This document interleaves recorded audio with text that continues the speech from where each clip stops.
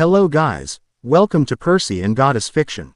So in this video, we will see, what if Percy Jackson read about Naruto's journey from Academy to Hokage? If you enjoy these kinds of stories, don't forget to show us some love by hitting the like button and subscribing to the channel. Your support means the world to us. Now, let's start the story. Chapter 1. The Scroll of Whispering Leaves. The drizzle was a liar. It lacked the honesty of a true storm, the percussive rage of a downpour that hammered the world clean. This was a different kind of rain, a fine, persistent mist that fell from a sky the color of old pewter. It was a shroud, clinging to the world with a damp, melancholic weight, blurring the edges of the dunes and muffling the eternal roar of the Long Island Sound into a resigned sigh. For 3 straight days, it had rained this way, and for 3 straight days, Percy Jackson had sat on the beach, a solitary figure against the boundless gray. He wasn't getting wet. A pocket of dry air, a silent testament to his will, encased him in an invisible dome. Outside it, the drizzle beaded on an unseen barrier and trickled away, leaving the patch of sand at his feet as bone dry as the Atacama. Inside, the air was still and close, tasting of salt and his own stale breath. His gaze was fixed on the waves, but he wasn't watching them. He was commanding them. 10 feet from the shore, a column of seawater rose, twisting and contorting. It was a slow, deliberate process. He coaxed the water upwards, his mind a loom weaving liquid threads into impossible shapes. First, a perfect replica of the Athena Parthenos, its liquid shield shimmering, its spear point impossibly fine. It held its form for a long, breathless moment, a monument of brine and power. Before Percy let his concentration lapse, the statue dissolved with a soft whoosh, collapsing back into the churning surf. He didn't even blink. Next, he fashioned a hydra, its 9 heads swaying and hissing silent. Watery defiance. He held it for a minute, then 2, pushing the limits of his focus, feeling the strain not in his muscles but in the deepest corners of his mind. A low thrum of fatigue that had become his constant companion since Tartarus. He let the hydra go.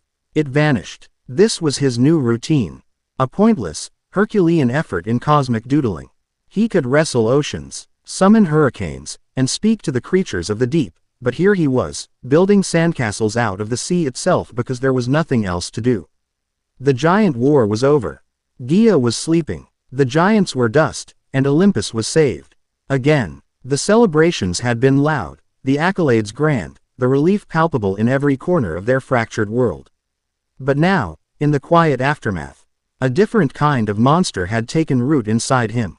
Ennui. A profound, hollow sense of purposelessness that the gods had no name for and offered no quest to solve. He was a word that had been returned to its sheath, and he was beginning to realize the sheath was a very small, very dark place. He and Annabeth didn't talk about it. Not really. How could they? The words were too big, too sharp. They had walked through literal hell together, and that should have forged a bond of unbreakable adamantine. Instead, it had created a chasm of shared, unspeakable memories. They orbited each other now. 2 stars gravitationally locked but with an ever-widening void between them. She had thrown herself into the reconstruction of Olympus with a ferocious, architectural zeal. Her mind buzzing with blueprints and load-bearing calculations. It was her way of building a new world over the ashes of the old one. He understood it. He even admired it, but he couldn't share it. When he closed his eyes, he didn't see blueprints. He saw the pit, felt the suffocating darkness, heard the chorus of shrieking souls. Building things felt temporary. Their last conversation, 2 nights ago, had been a perfect, painful miniature of their new reality.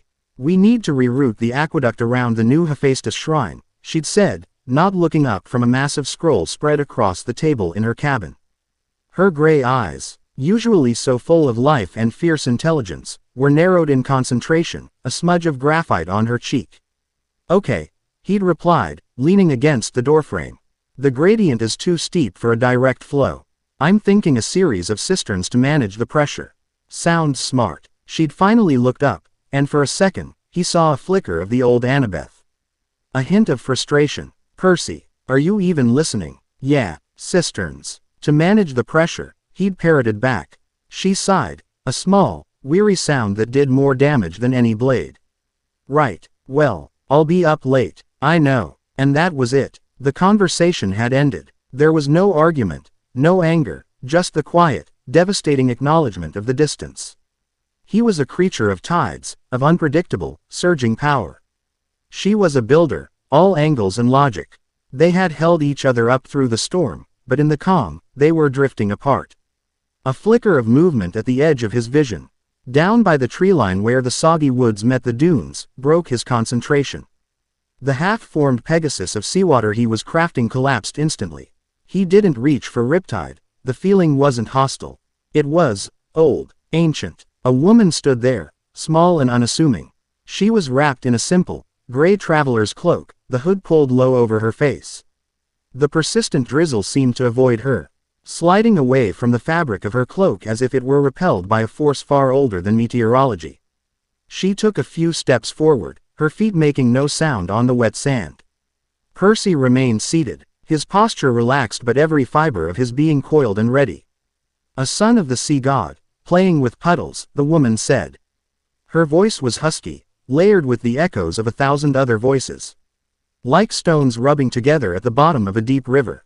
A curious sight. Percy didn't answer immediately. He let the silence stretch, a tactic he'd learned was surprisingly effective against immortals. They expected deference, or bravado. They rarely knew what to do with quiet observation. He scanned her, noting the way the mist seemed to cling to her, thickening and thinning with her breath. No mortal would see her. Even some demigods might miss her. "Lady Hecate," he said finally, his voice flat. "This is a little far from your usual crossroads." The woman chuckled, a dry, rustling sound. "All paths lead to the sea, Percy Jackson. And all seas eventually lead to a shore. You seem to have found yours." She gestured vaguely at the desolate beach. "Is it everything you'd hoped for?" The question was pointed, tipped with a subtle venom that pricked his pride. He finally stood up, brushing the dry sand from his jeans. "It's peaceful." Peace is a synonym for stagnation in some dialects.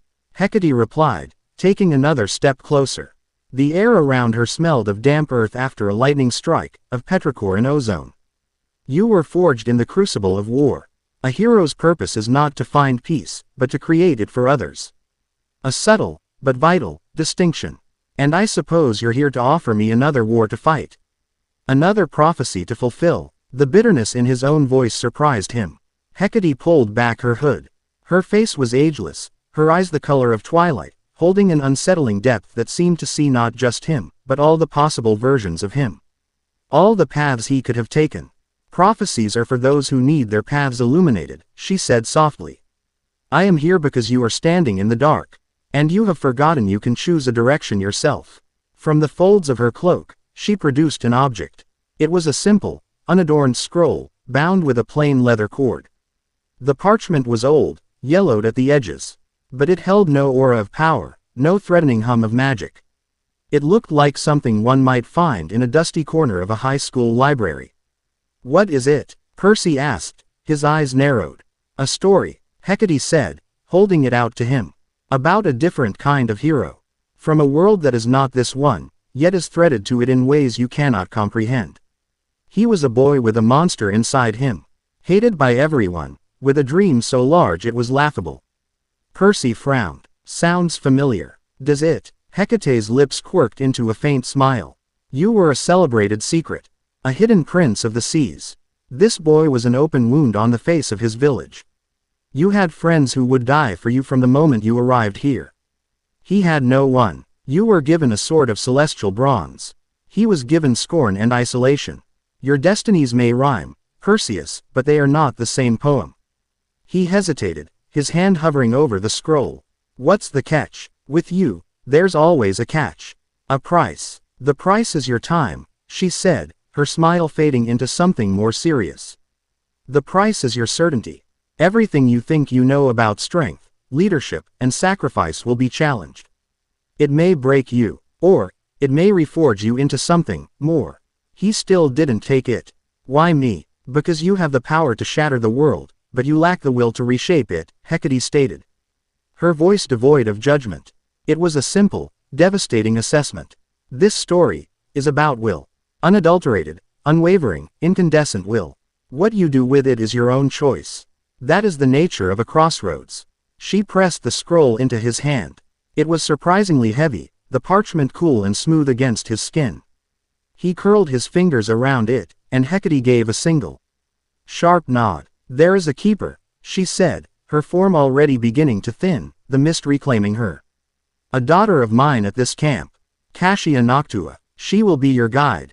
Should the path prove disorienting, seek her out. She resides where things are forgotten. And with that, she was gone. Not in a flash of light or a crack of thunder, but like a thought that had simply been unthought. One moment she was there, a solid presence smelling of magic and rain, and the next, there was only the drizzle, the gray sky, and the heavy scroll in his hand. Finding the place where things were forgotten was easier than Percy had anticipated. He bypassed the bustling cabins, the armory, and the forge, heading instead towards the back of the big house, past the flowing storage sheds where broken chariots and dented shields went to die.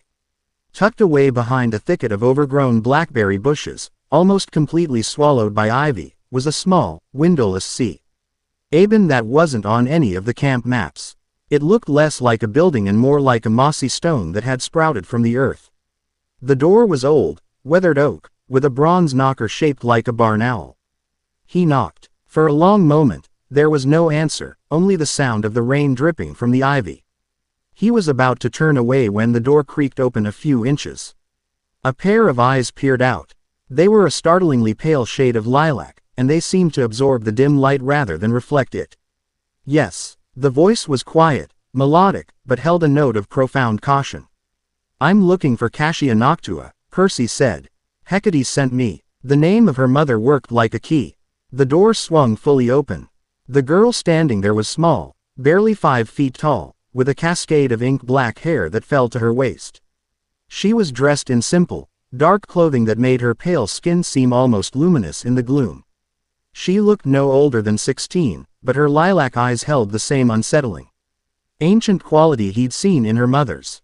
You are Percy Jackson, she stated. It wasn't a question. I was told to expect you. She stepped aside, allowing him entry. The inside of the cabin was a single, cluttered room that seemed far larger than its exterior dimensions would allow. Shelves crammed with scrolls, leather-bound books, and bizarre artifacts lined every wall from floor to ceiling. Glass jars held shimmering liquids, dried herbs, and things Percy didn't want to identify. The air was thick with the scent of old parchment, melting wax, and a dozen exotic, unplaceable spices. A single, bare bulb hanging from the ceiling cast long, dancing shadows. It felt less like a cabin and more like the inside of a wizard's pocket. This is cozy, Percy offered, trying not to knock over a precarious stack of books. Cassia closed the door, plunging the room into a deeper twilight, illuminated only by the bulb and a few faintly glowing crystals scattered around the shelves. It is a repository, she corrected him softly, a place for things that have no other place. Like its occupants. She gestured to a small, clear space on the floor with 2 worn cushions. Please. My mother was specific in her instructions. Percy sat, placing the scroll Hecate had given him between them. Cassia settled opposite him, her posture perfectly straight, her hands resting on her knees. She didn't look at him, but at the scroll, her lilac eyes intense. You are not to simply read it, she said, her voice barely above a whisper. It is not ink on a page. It is a skein of memories. A soul's history woven into a tangible form. When you open it, it will open you in return. You will not be an observer. You will be a passenger. Hecate mentioned something about it being disorienting, Percy said. A mild understatement, Cassia replied, a ghost of a smile touching her lips. You will experience another life, another world, with its own rules, its own physics, its own form of power. The narrative will anchor you, but the sensory input may be overwhelming. Your mind will need to reconcile 2 realities simultaneously. And you're my guide. What does that mean? It means I will monitor the artifact's connection to you, she explained, finally meeting his gaze.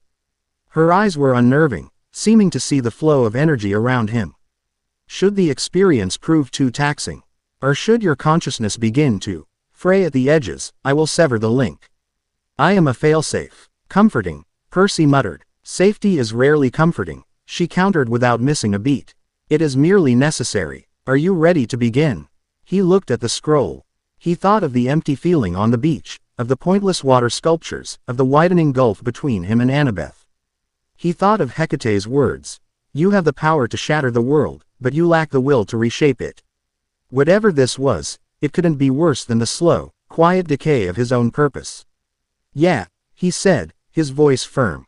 I'm ready. Cassia nodded. Then untie the cord, Percy Jackson. And try not to drown. He reached for the leather cord.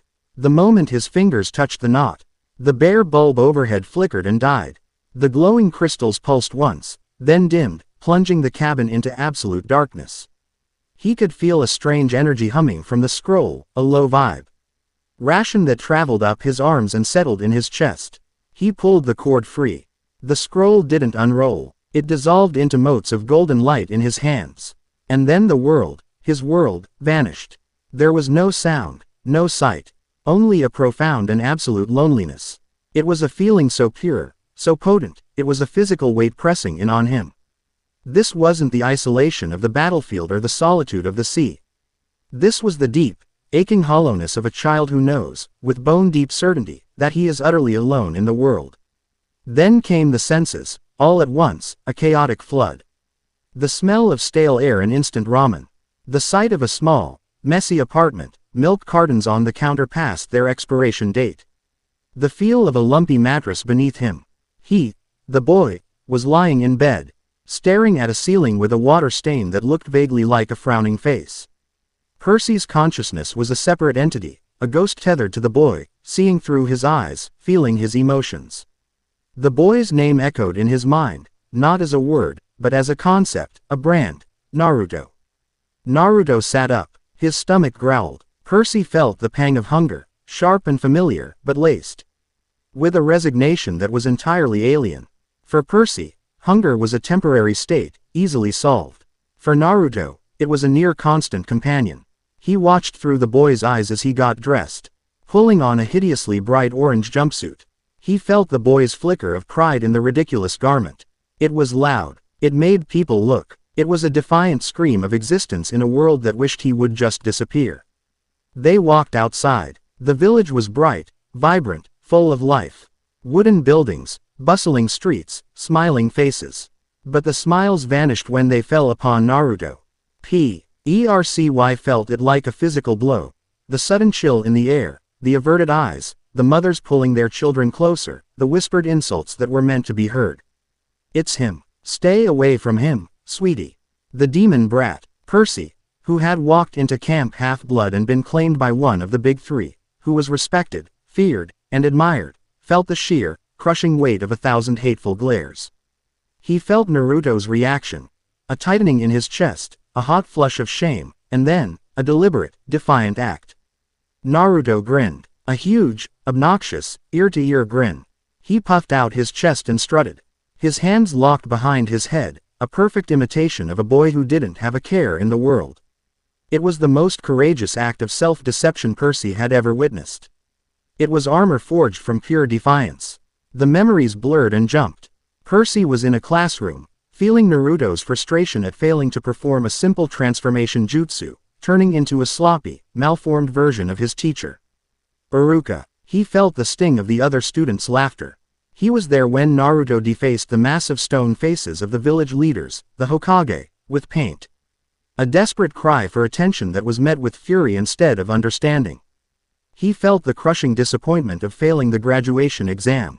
The one thing he wanted, the one path he saw out of. His isolation, becoming a ninja, was barred. He saw the other children celebrating with their proud parents, and the loneliness returned, a tidal wave of it, so intense it made Percy's own ennui feel like a fleeting shadow. Then came the turning point. The betrayal by the teacher, Mizuki.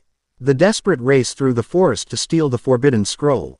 Percy felt Naruto's confusion, his desperate need to believe in someone, anyone. And then, the revelation. Mizuki's cruel, venomous words, explaining the source of the village's hatred. The demon fox that was sealed inside you. You were the nine-tailed fox. The memory was a maelstrom of terror and confusion. A monster. He wasn't just hated. He was a vessel for the very thing that had nearly destroyed their home. The loneliness suddenly curdled into a terrifying self-loathing. But then came Iruka, who threw himself in front of a giant shuriken to protect Naruto. Iruka, bleeding, broken, who shouted the words that changed everything. He's not a demon fox. He's Naruto Uzumaki, of the village hidden in the leaves. Percy felt the shock ripple through Naruto's system. It was the first time anyone had ever truly seen him. Not the demon, not the prankster, not the failure, just him. It was a lifeline thrown into an ocean of despair. And in that moment, something inside Naruto ignited. When Iruka was about to be killed, Naruto exploded into action. Percy felt the surge of a strange, warm energy, chakra, flooding Naruto's body. He felt the lightning-fast formation of hand signs, a language spoken with the fingers. Multi-shadow clone jutsu. The forest exploded with 1,000 identical, orange-clad figures. Percy, a veteran of 1,000 battles, felt a thrill of pure, unadulterated shock. This wasn't an illusion. These were solid clones, 1,000 Narutos. Each one real, each one filled with a righteous fury. The beatdown that followed was utterly one-sided. The memory settled. Naruto and Iruka sat by a tree as the sun began to rise. Iruka, his face full of a new, profound respect, took off his own forehead protector and tied it around Naruto's head. Congratulations, you graduate. Percy felt Naruto's tears. They weren't tears of sadness or pain, but of overwhelming, world-altering joy. It was the joy of acceptance. The joy of having a bond. The final memory of the sequence slammed into Percy with the force of a physical impact. Naruto stood on top of a building, looking out at the village, at the Hokage monument he had once defaced. He pointed a thumb at himself, a brilliant, confident grin plastered on his face. His voice, full of a conviction that could move mountains, echoed not in Percy's ears, but in his very soul. I'm going to be Hokage. Believe it. It wasn't a boast. It wasn't a childish dream. It was a declaration of war against his own fate. He was going to take all the hatred, all the loneliness, all the pain, and transform it into the strength to protect the very people who had scorned him. He would become their leader, their protector, not through birthright or prophecy, but through sheer, unbreakable will. He would force them to acknowledge him. He would earn their respect. The golden light receded. The sensory flood ebbed away. Slowly, the damp, familiar smell of Kashia's cabin returned. Percy blinked, his eyes struggling to adjust to the dim light of the now relit bulb. He was back on the cushion, his legs stiff. The scroll lay on the floor in front of him, whole again, its leather cord neatly tied. He felt hollowed out, drained. He looked at his hands, expecting to see calluses from kunai practice. He could still feel the phantom sensation of Iruka's forehead protector tied around his head. Perseus. Kashia's voice was soft, but it made him jump. He looked up. She was watching him, her lilac eyes wide with a mixture of concern and academic curiosity. How long was I out? He asked, his voice raspy. By the camp's clock, 4 minutes and 17 seconds, she replied. By the scroll's internal chronology, you experienced approximately 12 years of condensed memory. Percy's head swam. 12 years in 4 minutes. No wonder he felt like he'd been run over by a freight train. That was intense. It is a life of great intensity, Kashia agreed, her gaze unwavering. What did you see? A boy, Percy said, his voice quiet. A boy who was completely alone. And who decided to become a king, not by conquering the world, but by protecting it. He looked at the scroll, then back at her. I've faced gods and titans. I've walked through hell, but I don't think I've ever seen strength like that. A sudden, guttural roar ripped through the quiet drizzle outside, a sound of ancient hunger and mindless rage that Percy knew all too well. It was followed by a scream, a high-pitched, terrified scream of a young camper. Kashia's head snapped towards the door, her calm expression vanishing, replaced by a flash of alarm. Percy was already moving. He didn't think. He didn't plan. The weariness, the ennui, the hollow feeling that had haunted him for months, it was gone. In its place was a cold, sharp clarity, a single, overriding thought T. Had echoed with the conviction of a certain orange-clad ninja. Protect the village. He was out the door in a second, riptide already a gleaming bronze blade in his hand. The scene was chaos. Near the edge of the strawberry fields, a hellhound the size of a pickup truck was rampaging. It was a young one, not fully grown, but its paws were still the size of dinner plates, its eyes glowed like embers, and its teeth were obsidian daggers. It had a camper cornered, one of the new, unclaimed kids, a boy no older than 10, who was frozen in terror, a fallen bucket of strawberries staining the mud red at his feet. A few older Apollo campers were firing arrows, but the shafts sparked harmlessly off the monster's thick, shadowy hide. Percy didn't shout a challenge. He didn't charge in headfirst.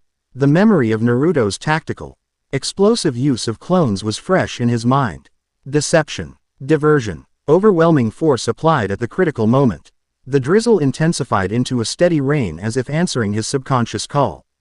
He drew the moisture from the air, from the mud, from the very leaves of the strawberry plants. "Hey, ugly," he yelled, his voice cutting through the panic.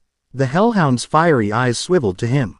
It let out another ear-splitting roar and charged, its massive paws tearing up the ground.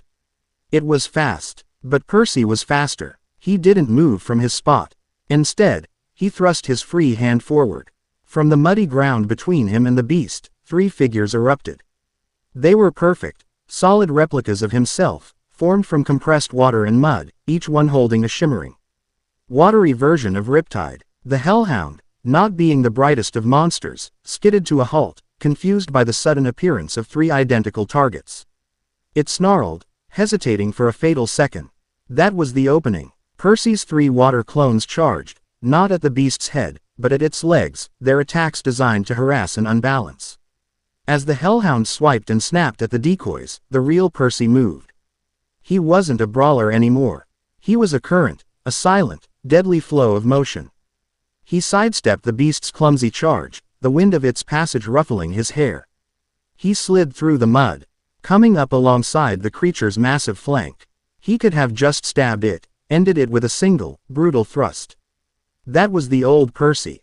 The new Percy, the one who had just witnessed the precise application of chakra, saw a different path. He placed the palm of his free hand against the hellhound's ribcage. He didn't push. He focused. He drew on the water in the creature's own body. It was a horrific, invasive thought, a level of control he rarely dared to use. But here, now, it felt necessary. It felt precise. The hellhound let out a choked, gurgling howl. It stumbled, its powerful muscles seizing as Percy's will took hold of the very fluid in its veins. It wasn't a spectacle of power. It was a quiet, terrifying display of absolute dominion. The beast collapsed onto its side, twitching, its massive form convulsing. Percy raised Riptide. He looked at the monster, at its eyes, which were no longer filled with rage, but with a primal fear and confusion. He saw the unclaimed boy, still pale and trembling by the strawberry plants. He saw the other campers, staring at him with a mixture of awe and a new, unsettling fear. They weren't just looking at their hero. They were looking at something else. Something more dangerous, more controlled. He plunged the sword into the monster's neck. There was no triumphant roar, no explosion of golden dust. The hellhound just shuddered, and then dissolved into shadows and acrid smoke, which the rain quickly washed away. Silence descended, broken only by the patter of the rain and the terrified sobs of the young camper. Percy stood over the spot where the monster had died, the rain plastering his dark hair to his forehead. He didn't feel the usual post-battle adrenaline rush. He felt a chilling calm. He had dispatched the threat with an efficiency that bordered on cruelty, and it didn't bother him in the slightest. The monster was a symptom. The true disease was the system that allowed a terrified, unclaimed 10-year-old to be cornered by a beast from Tartarus in the first place. He turned, his sea-green eyes sweeping over the camp. He saw the distinct, separate groups of campers huddled under the eaves of their respective cabins. The Apollo kids with their bows, the Hermes kids watching with wary eyes, the Demeter kids tending to their ruined plants. He saw the clear lines of division, the cliques, the rivalries. The inherent disunity of it all. For the first time, he didn't see Camp Half-Blood as a sanctuary. He didn't see it as a home. He looked out at the disparate, frightened faces, at the flawed and fractured whole. And he saw a village hidden in the rain. A village that desperately needed a leader to protect it. Not just from the monsters outside the borders, but from the weaknesses within. Chapter 1 End. Chapter 2. The Pedagogy of a Shinobi. The air had changed. A crisp, assertive wind, born somewhere over the chilly plains of Canada, had finally scoured the last of the oppressive humidity from the skies over Long Island. It was a wind that spoke of autumn, of change, a wind that carried the scent of wood smoke and dying leaves. It rattled the windows of Big House and sent campers scurrying for warmer jackets. For Percy, it felt like the world was finally taking a full, clean breath. In the 2 days following the Hellhound incident, a new kind of mythology had begun to coil around him. He was no longer just Percy Jackson, the affable, slightly dense hero of Olympus. A new, more unsettling title was being whispered in the dining pavilion and around the campfire: Percy the Precise. The older campers who had witnessed the fight spoke of it in hushed, analytical tones. He hadn't raged. He hadn't summoned a tidal wave. He had simply dismantled the beast. He had used its own biology against it, a feat of control so fine and so terrifying it felt more like something a child of Hecate might attempt. The younger campers, like the boy he'd saved from the strawberry fields, now looked at him with a wide-eyed reverence that was somehow more isolating than fear. He ignored the whispers. He had work to do. Every morning, while the camp still slept, he was at the shore. But he was no longer crafting ephemeral sculptures. He was training. He stood waist-deep in the frigid surf, riptide a bronze line against the gray dawn, and practiced. He wasn't swinging at imaginary foes. He was honing his control. He would pull a single gallon of water from the ocean, suspend it in the air, and force it into new forms. A razor-thin sheet, 100 tiny, needle-sharp darts, a swirling, coiling rope. He learned to separate the fresh water from the salt, a mentally taxing exercise that left him drenched in sweat despite the cold. He was rebuilding his entire relationship with his power, not as a cataclysmic force to be unleashed, but as an extension of his own body, a tool to be wielded with the precision of a surgeon's scalpel. His mind was a constant buzz of new ideas, new frameworks, all superimposed over the memories of a boy in an orange jumpsuit. He saw the camp's training regimen for what it was: a chaotic, Darwinian system designed to identify the strongest individuals. The children of Ares learned to fight. The children of Hephaestus learned to build. The children of Apollo learned to shoot. They trained in their cabins, reinforcing their specialties. But rarely did they learn to truly integrate. They produced powerful individual heroes, but they were a terrible army. Teamwork was an afterthought, a matter of improvisation on the battlefield. It was a system that left the less powerful, the less obvious, the younger demigods, to fend for themselves. It was a system, he now realized, that would have left Naruto Uzumaki to rot. On the third day, after a morning spent perfecting a technique to create a high-density, rapidly spinning vortex of water no larger than his fist, a drill of pure liquid force, he decided he was ready. He dried himself with a thought, sheathed riptide, and walked with a purpose he hadn't felt in years toward the big house. Chiron was on the porch, engaged in his seemingly eternal pinnacle game with Mr. D, who, for his part, was sullenly turning a can of Diet Coke into water and back again out of sheer boredom. Perseus, Chiron greeted, his wise old eyes crinkling at the corners. He paused his game, much to Mr. D's annoyance. "You seem invigorated. I haven't seen this look on your face since before the Second Titan War." "I have an idea," Percy said, bypassing the pleasantries. He pulled up a chair, ignoring Mr. D's pointed sigh. "A proposal. About the way we train the campers." Chiron raised a bushy eyebrow. "Indeed. Our methods have served us well for generations." "They serve the strong," Percy countered, his voice even but firm. "They serve the kids who are already fighters. What about the others? The new ones? The unclaimed ones? We throw a sword in their hands and tell them to survive. We teach them to fight alone, or alongside their siblings. But our enemies don't fight alone. They fight in packs. They use strategy." Mr. D snorted. "Strategy for a Drakon is, eat the tasty-looking demigod. Not exactly Sun Tzu, Peter Johnson." "Percy," he corrected automatically. "And that's not true. We've been fighting smarter monsters for years. They set traps. They coordinate. Why don't we? I want to propose a new, supplementary training program. We take the younger campers, say, under 13, and instead of just lumping them into general sword fighting class, we form them into permanent 3-person squads. And here's the key. Each squad has to be from different cabins. Chiron's pinnacle cards lay forgotten in his hand. He was listening intently now. Mixed cabin units. The rivalries alone would be a nightmare. An Ares child and an Apollo child on the same team. Exactly. Percy pressed, leaning forward. It forces them to overcome those rivalries. It teaches them to rely on skills that aren't their own. Imagine a team. One Hermes kid for stealth and disarming traps. One Hephaestus kid for equipment and terrain analysis. One child of Nike for tactical boosts. Together, they're more than the sum of their parts. They learn synergy. They learn to protect each other. They become a single unit, a team. Like a family. He had almost said, like Team 7.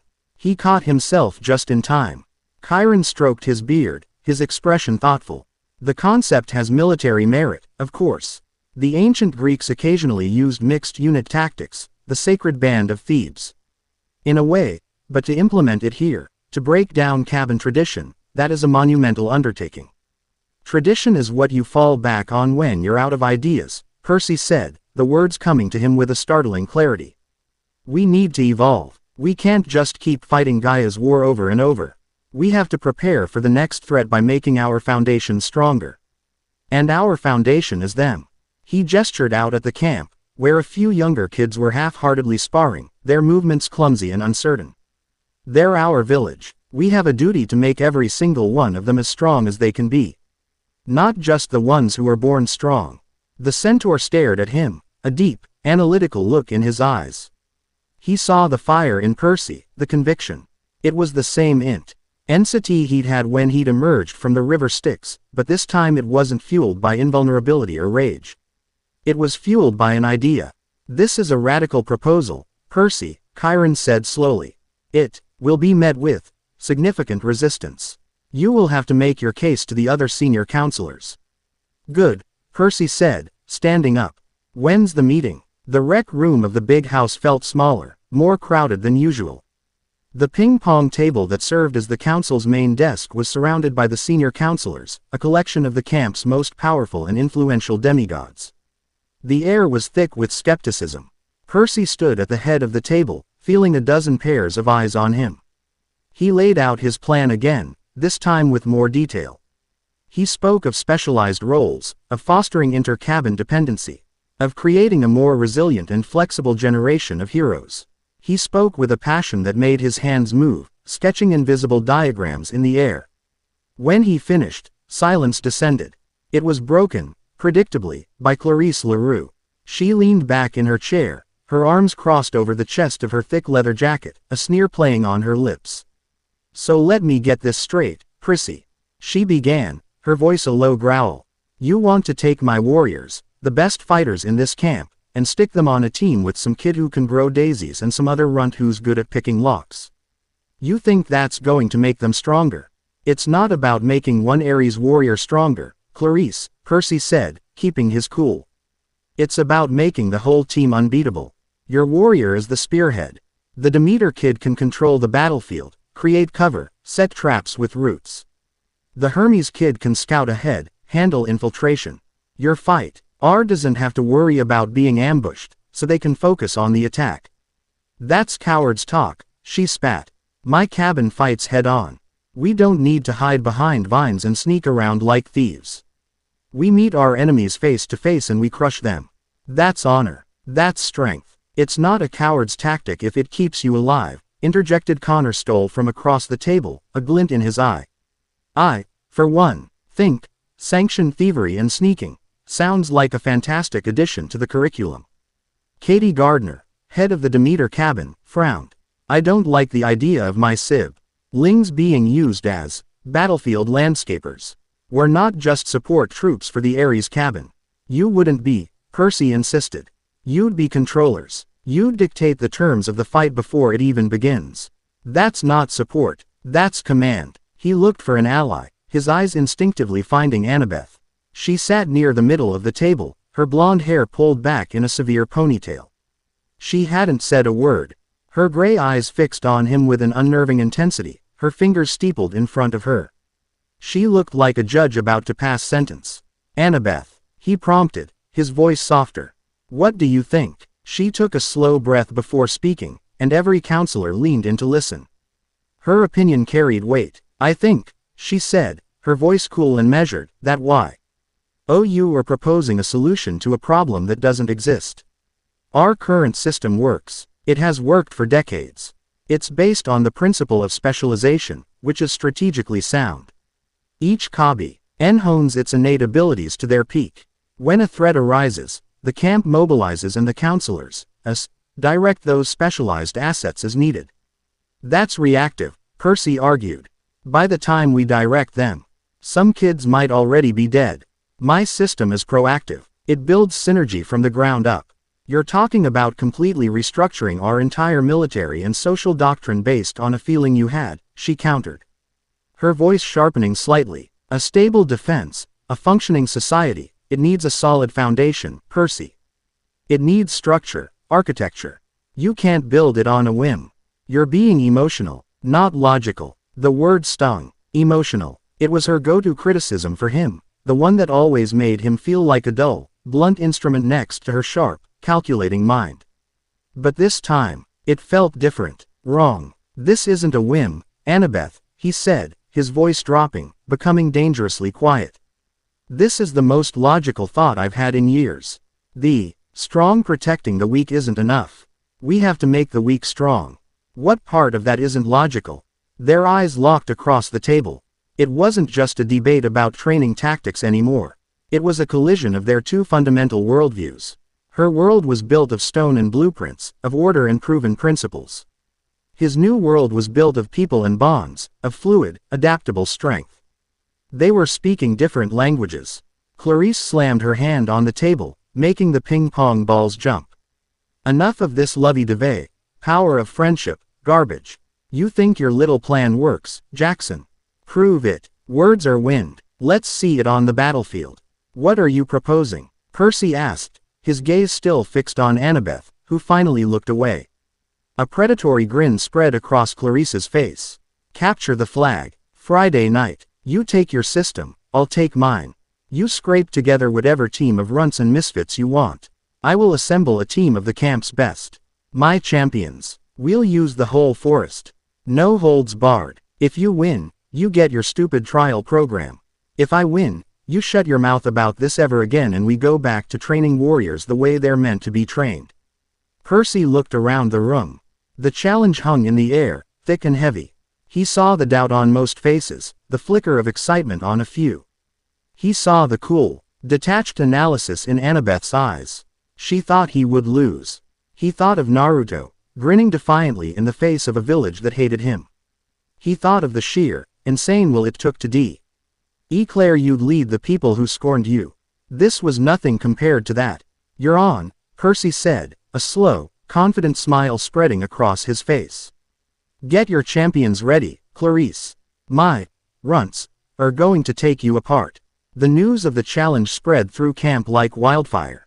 It became the sole topic of conversation. The betting, run by the Stoll brothers, was overwhelmingly in Clarice's favor. She made her picks publicly, creating an all-star team that was the stuff of camp legend.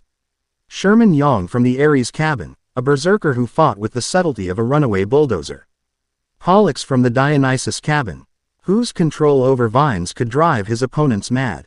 A trio of Apollo's best archers, led by the eagle-eyed Wilsalis. A daughter of Nemesis who was unnervy, ingly good at turning her opponents' strength against them. It was a team built for overwhelming power and direct assault. Percy, meanwhile, held quiet interviews. He didn't look for the strongest. He looked for the overlooked. He chose 14-year-old Holly from the Demeter cabin, a quiet girl who preferred talking to her plants over people. He picked two brothers from the Hermes cabin, Travis and Connor Stoll not included. A pair of twins named Leo and Marco who were known more for their elaborate pranks than their fighting skill. He recruited a nervous, lanky son of Hephaestus named Jake Mason, who was brilliant with gears and gizmos but panicked at the sight of a sword. His final pick was a 12-year-old daughter of Apollo named Kayla, a decent shot who was always overshadowed by her older siblings. His team was, by all accounts, a joke. When he gathered them for their first training session, they looked more like a group waiting for the school bus than a commando unit. "All right," he told them, his voice calm and steady. "I know what everyone is saying. They think we're going to get slaughtered. And if we fight their way, they're right. So, we're not going to fight their way. We're going to fight our way." For the next 2 days, he didn't teach them how to fight. He taught them how to think. He had them run drills in the woods, not with swords, but with signals. He taught them stealth, camouflage, and communication through bird calls. He had Holly learn to feel enemy movements through the root systems of the trees. He gave Jake a pile of scraps and a mission: create non-lethal diversionary devices. Smoke pellets, sonic emitters, flash bangs made from Apollo-blessed phosphorus. He worked with the Hermes twins on coordinated misdirection, and he spent hours with Kayla, not just on her aim, but on her patience, teaching her to be an unseen overwatch, a ghost in the trees.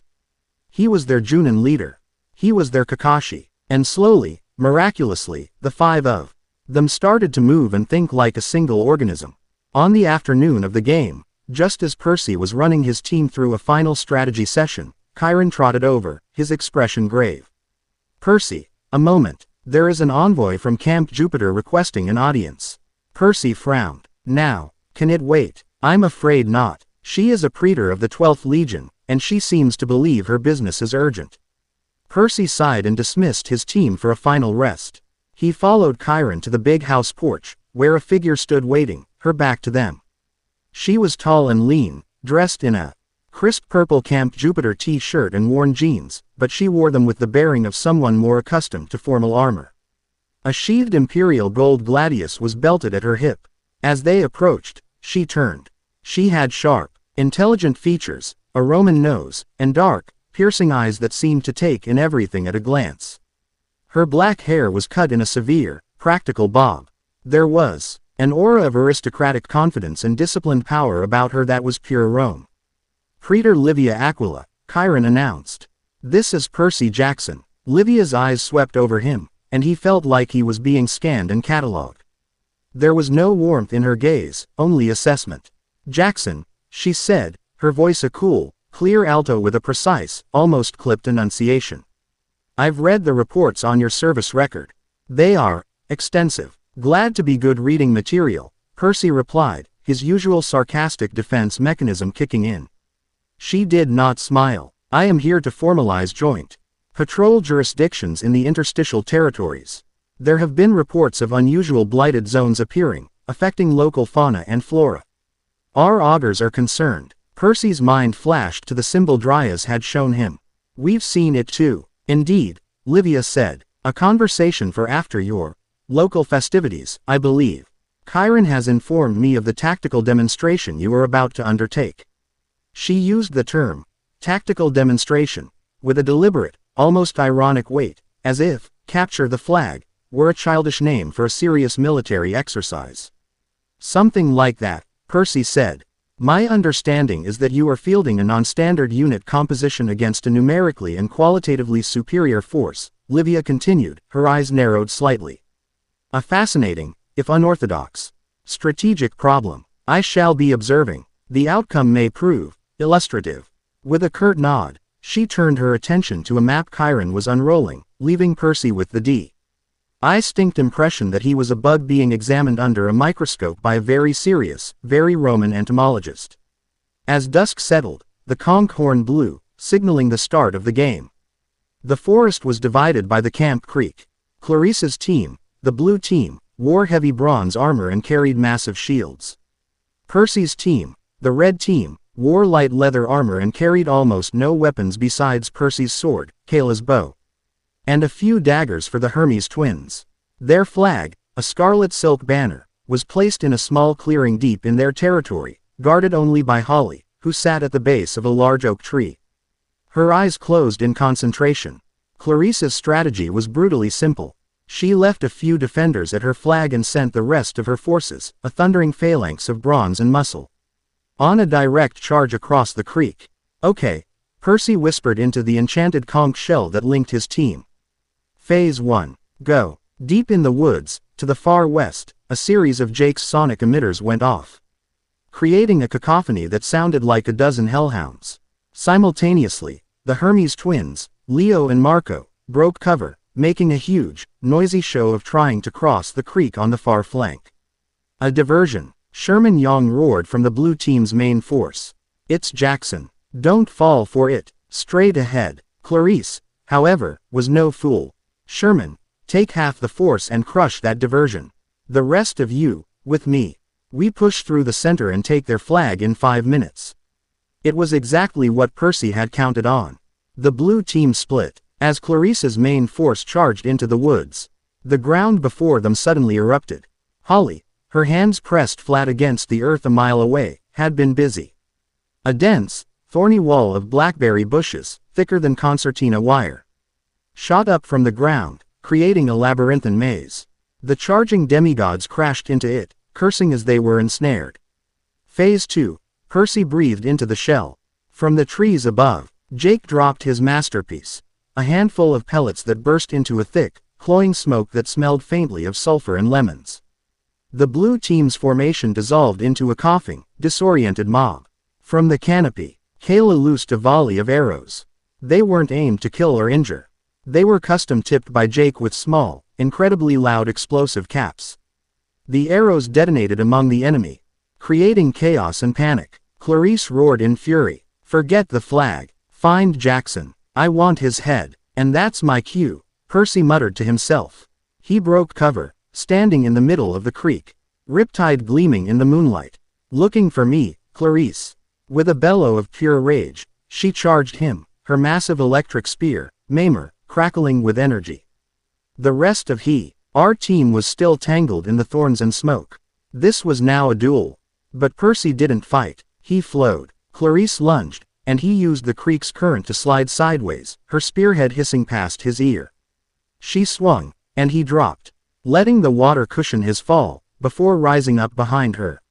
He didn't attack, he just evaded, using her own momentum against her, making her angrier, sloppier. He was a phantom, a water spirit, and she was a raging bull.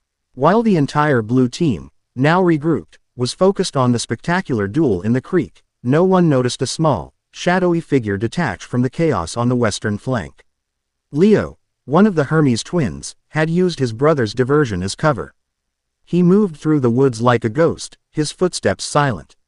His objective, the blue team's flag, was just ahead, tucked into Zeus's fist, a pile of rocks that was notoriously difficult to assault. It was guarded by Wilsalis and another Apollo archer. Leo didn't try to sneak past them. He stopped at the edge of the clearing, took out a small, polished shield from his pack, and waited. High above, on a branch overlooking the scene, Kayla nocked a single, special arrow. She'd been waiting for Leo's signal. She saw him angle the shield. She took a breath, leading her target, and let the arrow fly. It didn't fly at the guards. It flew at Leo's shield. The arrow, a simple bronze-tipped shaft, struck the polished surface and ricocheted at a perfect, pre-calculated angle, straight into the side of the flagpole with a loud thwack. Will and his partner spun around at the sound, bows raised, searching the trees in the direction the arrow had come from. They never even looked at the shadows on the other side of the clearing. In that single moment of distraction, Leo sprinted across the open ground, snatched the flag, and was gone, melting back into the darkness. Down at the creek, Percy felt a single, sharp tug on the fishing line tied to his wrist, the signal for a successful capture. He grinned. He stopped evading and faced Clarice. "You're good," he said, panting slightly. "But you're too predictable. I'm about to predictably smash your face in," she roared, lunging again. This time, Percy met her charge. He didn't meet it with force. He dropped Riptide into the water, where it vanished, and clapped his hands together. He drove his palms into the creek. The entire body of water for 20 feet around them exploded upwards, forming a swirling, liquid dome, a miniature whirlpool that trapped them both inside. Before Clarice could react, a loud blast from a conch horn echoed through the forest. The game was over. The water wall collapsed. Percy stood there, soaked and grinning. Clarice stared at him, her face a mask of disbelief and incandescent fury, as his team emerged from the woods. Leo proudly holding the blue team's banner. They had won. They hadn't defeated a single enemy in combat. They had simply outthought them. In the aftermath, amidst the stunned silence of the blue team and the wild cheers of his own, Percy saw two figures watching from the hill overlooking the creek. Annabeth stood with her arms crossed, her face a complex, unreadable mixture of shock and something else he couldn't decipher. Beside her, Livia Aquila watched him, her dark eyes narrowed in thought. Later, after he'd been congratulated by Chiron and slapped on the back by his jubilant, exhausted team, Livia approached him. The celebratory noise of the camp seemed to die down around her. An impressive application of asymmetrical warfare, Jackson, she said, her voice devoid of emotion. It was not a compliment, it was an assessment. You identified your opponent's primary weakness, her dogmatic reliance on direct confrontation, and exploited it ruthlessly. You sacrificed assets in a coordinated feint, controlled the terrain to disorient and divide a superior force, and achieved your primary objective with an absolute minimum of force. She took a step closer, her analytical gaze making him feel like a particularly interesting battle plan. Your methods were unorthodox, almost Hellenic in their chaos. But the result? She paused, a flicker of something like admiration in her eyes. The result was Roman in its efficiency. Percy felt a strange sense of pride that had nothing to do with the game. This wasn't praise from a friend. This was respect from a professional, a peer. Thanks, he said. I had a good team. You had an effective team, she corrected. There is a difference. You forged them into a weapon that your enemy did not know how to fight. She turned to leave, her purple shirt a stark slash of color in the torchlight. She stopped and looked back at him over her shoulder. You should be careful, Jackson, she said, her voice low and carrying a sudden weight. When you win a game this way, you haven't just defeated an opponent. You've invalidated their entire philosophy of fighting. You're not building a team. You're building a faction. And factions, by their very nature, invite opposition. Not just on the playing field, but in the Senate houses and council rooms as well. Her warning, sharp and precise as a gladius thrust, hung in the cool night air. Percy watched her walk away, a tall, confident shadow heading back toward the big house. He looked from her retreating form to the celebrating campers, to Annabeth, W.H.O. was now walking away in the opposite direction, alone. He had won the battle, but Livia's words made him realize, with chilling certainty, that he had just fired the opening shot in a much larger, much more dangerous war. Chapter 2 End. Chapter 3. The Blight in the Bloodroot. A week of the crisp autumn wind had done little to cool the heated politics of Camp Half-Blood.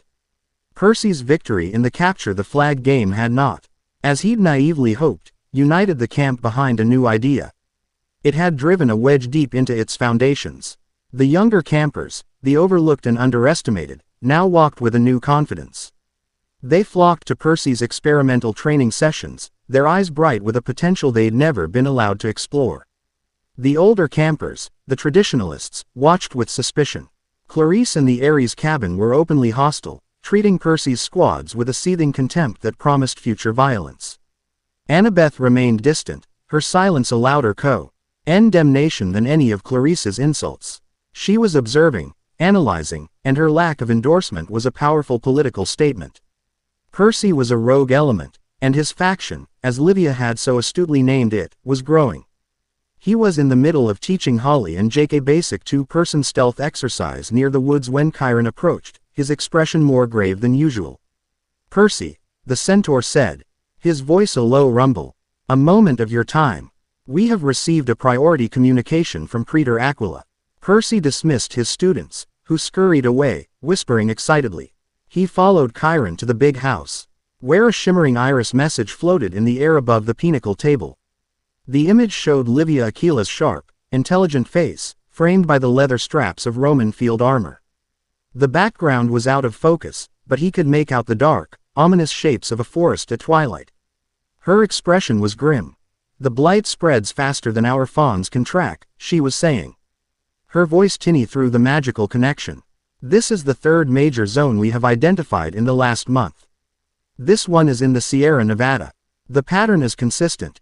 It radiates from a central point.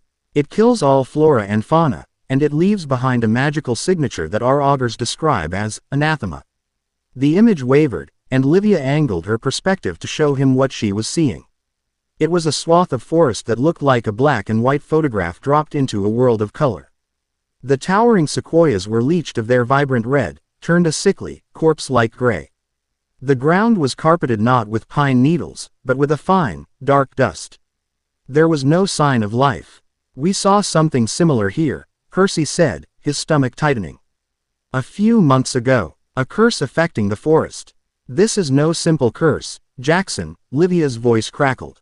"Curses fade. This grows. It is territorial, like an invasive species, but it is magical in nature. It is of concern to both our camps. The largest zone lies not in Roman or Greek territory, but squarely between us, in the Appalachian Range. A strategic dead zone is forming that could be exploited by our enemies. I propose a joint investigation. Your camp has the foremost expert on the wild. We need his assessment." "Grover," Percy said immediately. "Lord of the Wild, Grover Underwood," Chiron clarified for Livia's benefit.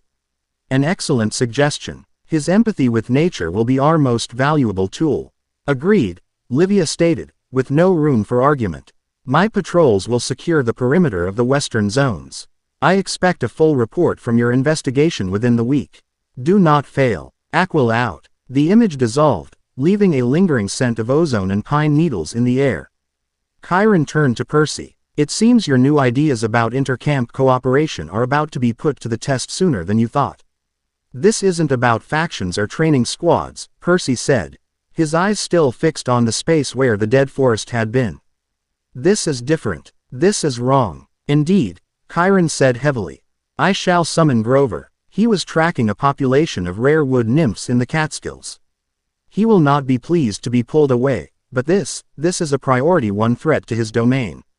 2 days later, Percy found himself standing at the foot of a hiking trail in the Great Smoky Mountains National Park, a place whose name had suddenly taken on a deeply sinister irony. Grover Underwood stood beside him, his goat legs twitching with anxiety, his hands nervous why fiddling with the set of reed pipes tucked into his belt. The satyr, who was usually a beacon of cheerful, if nervous, optimism, looked gaunt and pale. Dark circles hung under his eyes. "I can feel it, Percy," Grover bleated. His voice strained. "It's like static in my head. A constant, screaming hiss. The song of the earth is being choked out." The journey here had been a descent into a deepening gloom. They had taken a bus to Knoxville, then hoofed it into the park, and with every mile they traveled, Grover's condition had worsened. At first, it had been a simple malaise. Then came the headaches. Now, standing at the edge of the affected zone, he looked physically ill, leaning heavily on a gnarled wooden staff.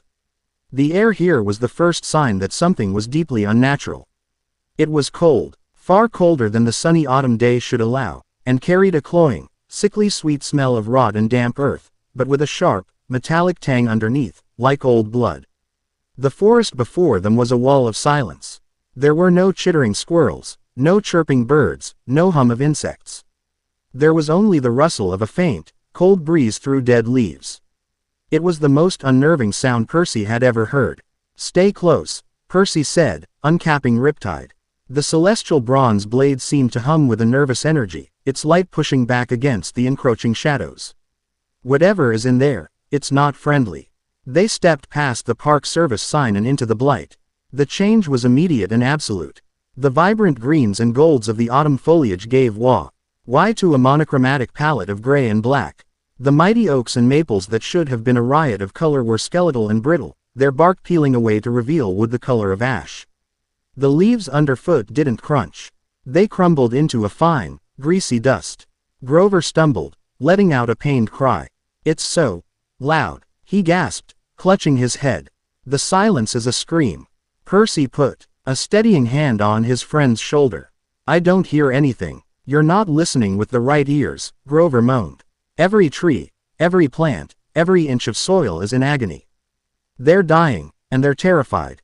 They pushed deeper, following a path that was barely visible under a layer of slimy, black fungus that pulsed with a faint, internal luminescence.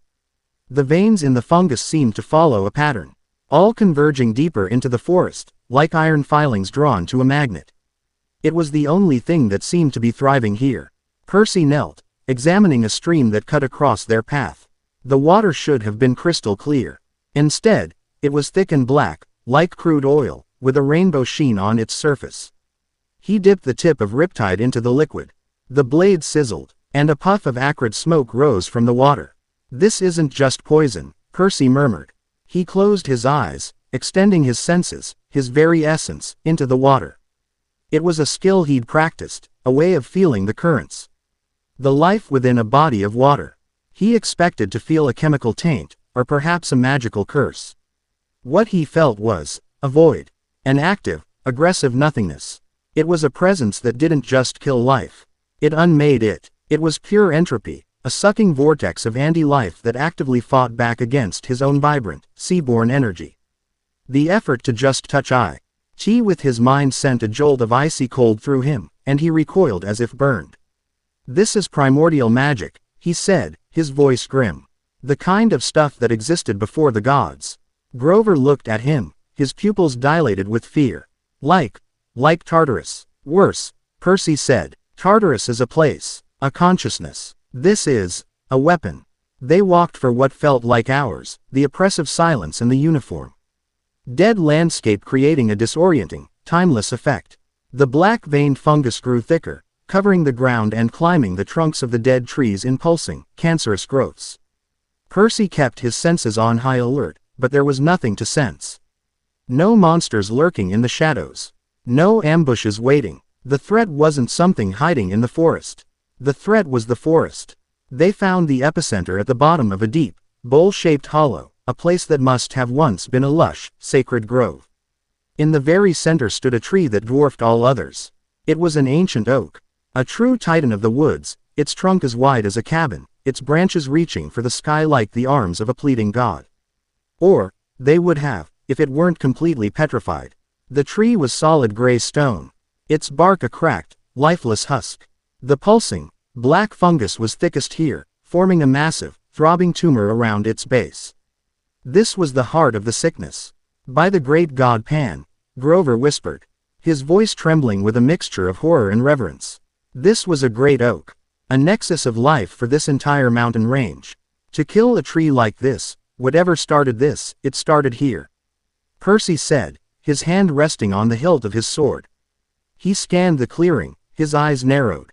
Despite the danger, despite the palpable wrongness of the place, he couldn't shake the feeling that they were being watched. The ground began to tremble. Not an earthquake, but a low, rhythmic vibration that seemed to emanate from the great oak itself. The pulsing of the fungus at its base quickened, its faint light intensifying. "Percy," Grover squeaked, taking a step back. The petrified bark of the tree began to crack. Not crumble, but split open, as if something inside were pushing its way out. From the fissures, a thick, black sap the color of tar began to ooze, sizzling as it dripped onto the ground. The massive roots of the tree, which had seemed like dead stone, suddenly writhed, bursting from the earth like monstrous serpents. They lashed out, not at Percy or Grover, but at the sky, at the world, in a display of pure, undirected agony. Then, from the largest fissure in the trunk, a figure began to coalesce. It was formed from the oozing black sap, from splintered wood, and from a burning, emerald green light that seemed to be the tree's last vestige of life. The figure was vaguely humanoid but unstable, its form constantly shifting. One moment it was a nymph of impossible, wild beauty, with skin like polished oak and hair like trailing moss. The next, it was a horror of sharp, wooden claws, a gaping maw filled with thorns, and eyes that burned with green, sorrowful fire.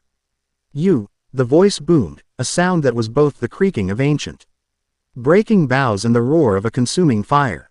It echoed not in their ears, but directly in their minds, a telepathic shout of pure, undiluted rage. "You have come, the little demigods, the walking plagues. You have come to admire your handiwork." Grover, despite his terror, raised his hands in a gesture of peace. "Great Spirit," he stammered, "we are not your enemies.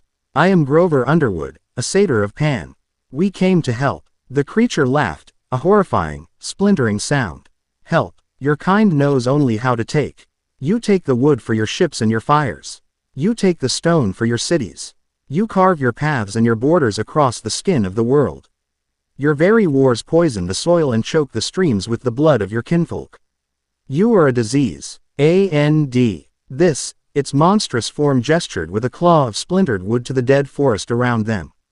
This is your symptom. We didn't do this, Percy yelled, raising Riptide.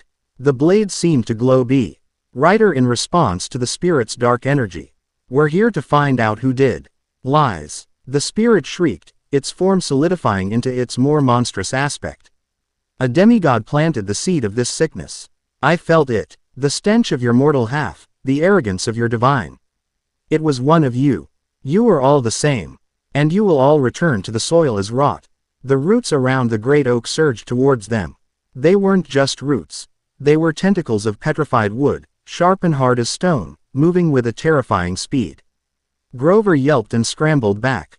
Percy moved in front of him, a blur of motion. He didn't meet the roots with force. He flowed around them, his sword a bronze arc, not shattering them, but deflecting them, redirecting their momentum.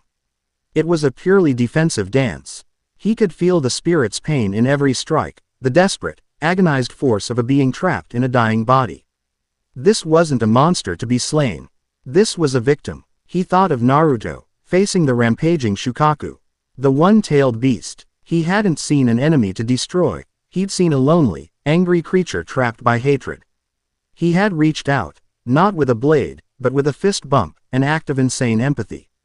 Percy knew what he had to do. It was the stupidest, most insane plan he'd ever had, which, considering his history, was saying something.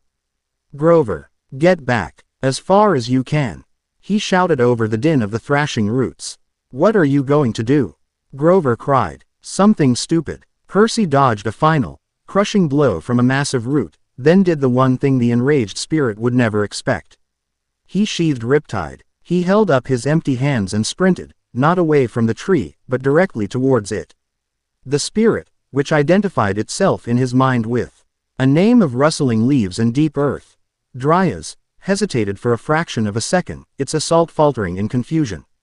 It was enough. Percy ducked under a lashing branch, vaulted over a writhing root, and slammed his open palms against the blackened, petrified trunk of the great oak. The moment he made contact, agony erupted through his entire being. It was not a physical pain, but a spiritual one. He had connected his own life force, his very soul, to the dying heart of the tree. The blight, the active, hungry void he had felt in the water, surged up his arms, a tide of absolute cold and nothingness. It sought to unmake him, to extinguish his essence, to rot him from the inside out. He cried out, his voice hoarse, his muscles locking up. But he didn't let go. He pushed back. He closed his eyes and reached deep inside himself. Past the pain, past the fear, to the core of his being. He was a son of the Earthshaker, the Stormbringer, but he was also a son of the sea. And the sea was the source of all life on this planet. It was in the rain, in the clouds, in the sap of the trees, in the blood of every living creature. He was connected to it all. He became a conduit. He pulled on that vast, boundless, life-giving energy. He visualized it as a wave of brilliant, turquoise light, the color of the Aegean on a summer day. He forced that wave down his arms and into the tree, into the heart of the blight. It was a battle of wills fought on a battlefield of splintered cells and corrupted life force. The black, hungry void consumed his energy, but he kept pushing, drawing on an ocean of power. The cold was unbearable, a soul-deep frost that threatened to shatter him. He could feel the blight trying to find purchase in his own memories, whispering of the darkness of Tartarus, trying to convince him to give in to the void. He grit his teeth, blood trickling from his lip. He focused on a single image. Naruto, a lonely little boy, watering a pathetic, half-dead plant on his windowsill. A small, stubborn act of creation in the face of absolute despair. I will not let you die, Percy thought, his message directed not at the spirit, Dryas, but at the tree itself. He pushed harder, a final, desperate surge of power that felt like it was tearing him apart. For a moment, the world went white. And then, the pressure vanished. The soul-crushing cold receded. He collapsed at the base of the tree, his body trembling uncontrollably, his breath coming in ragged, painful gasps. He felt utterly drained, as if every drop of energy had been siphoned out of him, leaving a weak, trembling husk. Slowly, Weakly, he pushed himself up and looked at the great oak. The change was subtle, but miraculous. The thick, black fungus around the base had withered into a dry, gray powder. The oozing, tar-like sap had ceased to flow. And on the massive, petrified trunk, where his hands had been, the gray color was receding, replaced by the rich, brown hue of living bark. It was a small patch, no bigger than a shield. But it was alive, and from a twig on a branch high above, a single, perfect green leaf had unfurled. He hadn't cured the tree. He hadn't cleansed the forest. He had just given it a chance. A single, fighting chance. The monstrous form of Dryas was gone. Standing a few feet away, her hand resting on the living patch of bark, was the Dryad. She was tall and majestic, with skin the color of polished oak and long, flowing hair that looked like a waterfall of green moss. Her eyes, the color of new spring leaves, were fixed on him. Her rage was gone, replaced by a profound, shell-shocked astonishment. She looked from her living tree to the pale, trembling demigod at its roots, and for the first time in centuries, she was utterly speechless. Grover crept forward, his eyes wide. "Percy, you healed it." "Part of it," Percy croaked, his throat raw. "It's all I had." Dryas finally found her voice. It was no longer a shriek of rage, but a low, resonant murmur, like the wind through a deep forest. "Why?" she asked, the single word filled with a universe of confusion. "You could have fought. You could have tried to destroy me. Why would you give?" Percy took a shaky breath, pushing himself into a sitting position. "Because you weren't the enemy," he said simply. "You were just the one in the most pain." The Dryad stared at him, and he saw a flicker of the ancient, slow-moving thought process of a being who measured time in seasons and centuries. She was re-evaluating everything she thought she knew about his kind. "No demigod has ever given back," she said, more to herself than to him. "They only ever take." She looked at the patch of living bark, then back at him. Her expression was no longer hostile. It was wary, analytical, and held a new, grudging respect. "I will not call you friend. Son of the sea, my forest is still dying. My kin are still silent. But you are not like the others." She walked over to the other side of the clearing, to the base of another petrified tree. "The blight did not grow here naturally," she said, her voice hard. "It was planted. A seed of it. I felt it when it arrived, a splinter of wrongness driven into the heartwood of this grove. It was a demigod who brought it. I felt the shape of his soul." Percy, with Grover's help, staggered to his feet and followed her. "What did it feel like?" "Hollow," Dryas said, a look of distaste on her face. "You're kind. You burn with life. With emotions. With purpose. This one, it was like a vessel. Empty. Carrying a power that was not its own." She pointed a long, graceful finger at the base of the tree. There, carved deep into the stone-like bark, was a symbol. It was not a character from any language Percy knew, Greek, Latin, or otherwise. It was a sharp, angular design. A triangle with a bisecting line that ended in a jagged, lightning bolt shape. It looked less like a magical rune and more like a corporate logo designed by a psychopath. "This sigil appeared when the seed was planted," Dryas murmured. "It is the brand of whatever brought this ruin to my home." Percy stared at the symbol, a cold dread seeping into his bones, a dread that had nothing to do with his exhaustion. He had come here expecting a monster. He had found a plague, a victim, and a conspiracy. He now had a fragile truce with a powerful, ancient being who hated his entire species, and the first clue to an enemy who was using forgotten magic and hollowed-out demigods as weapons. The wind whispered through the dead branches overhead, carrying the promise of a long, cold winter. He had won the game at camp, but out here, in the real world, the board was infinitely larger, the rules were unknown, and he was only just beginning to realize he wasn't just a player. He was a primary target. Chapter 3 End. Chapter 4.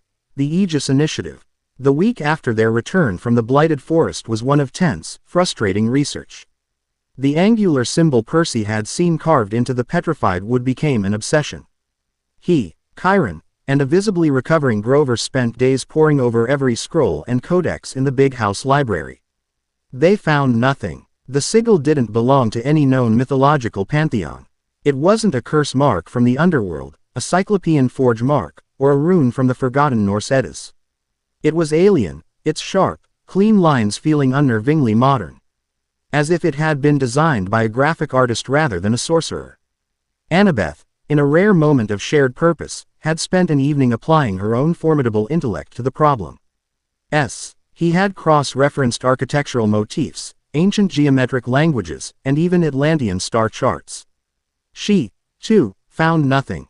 It's a logical contradiction, Percy, she had concluded, pushing a stack of books away in frustration. The magical residue is ancient, but the design language is contemporary. It's like finding a microchip in a fossil. Their conversation had been brief, professional, and devoid of the warmth that had once defined them. They were two strategists conferring on a mutual problem, nothing more. It was on the fourth day that Percy realized they were using the wrong tools. They were trying to solve a new problem with old knowledge. He needed a different kind of expert. He found Cassia Noctua in her repository, a single candle casting a pool of golden light on an open grimoire whose pages seemed to be written in shimmering, shifting constellations. The air in her cabin was, as always, thick with the scent of mysteries and dried herbs. She looked up as he entered, her pale lilac eyes seeming to already know why he was there. The forest left a splinter in your mind, Percy Jackson. It left a symbol, he corrected, sketching the jagged sigil on a spare piece of parchment. None of our lore recognizes it. Cassia took the parchment, her slender fingers tracing the lines without touching the surface. She closed her eyes. For a long moment, she was utterly still. The candle flame did not flicker. You were correct, she said, her voice a soft murmur.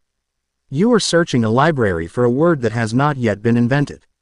What does that mean? It is not a rune of power, drawn from the earth. It is a sigil of intent, forged in a mind, she explained, her eyes still closed.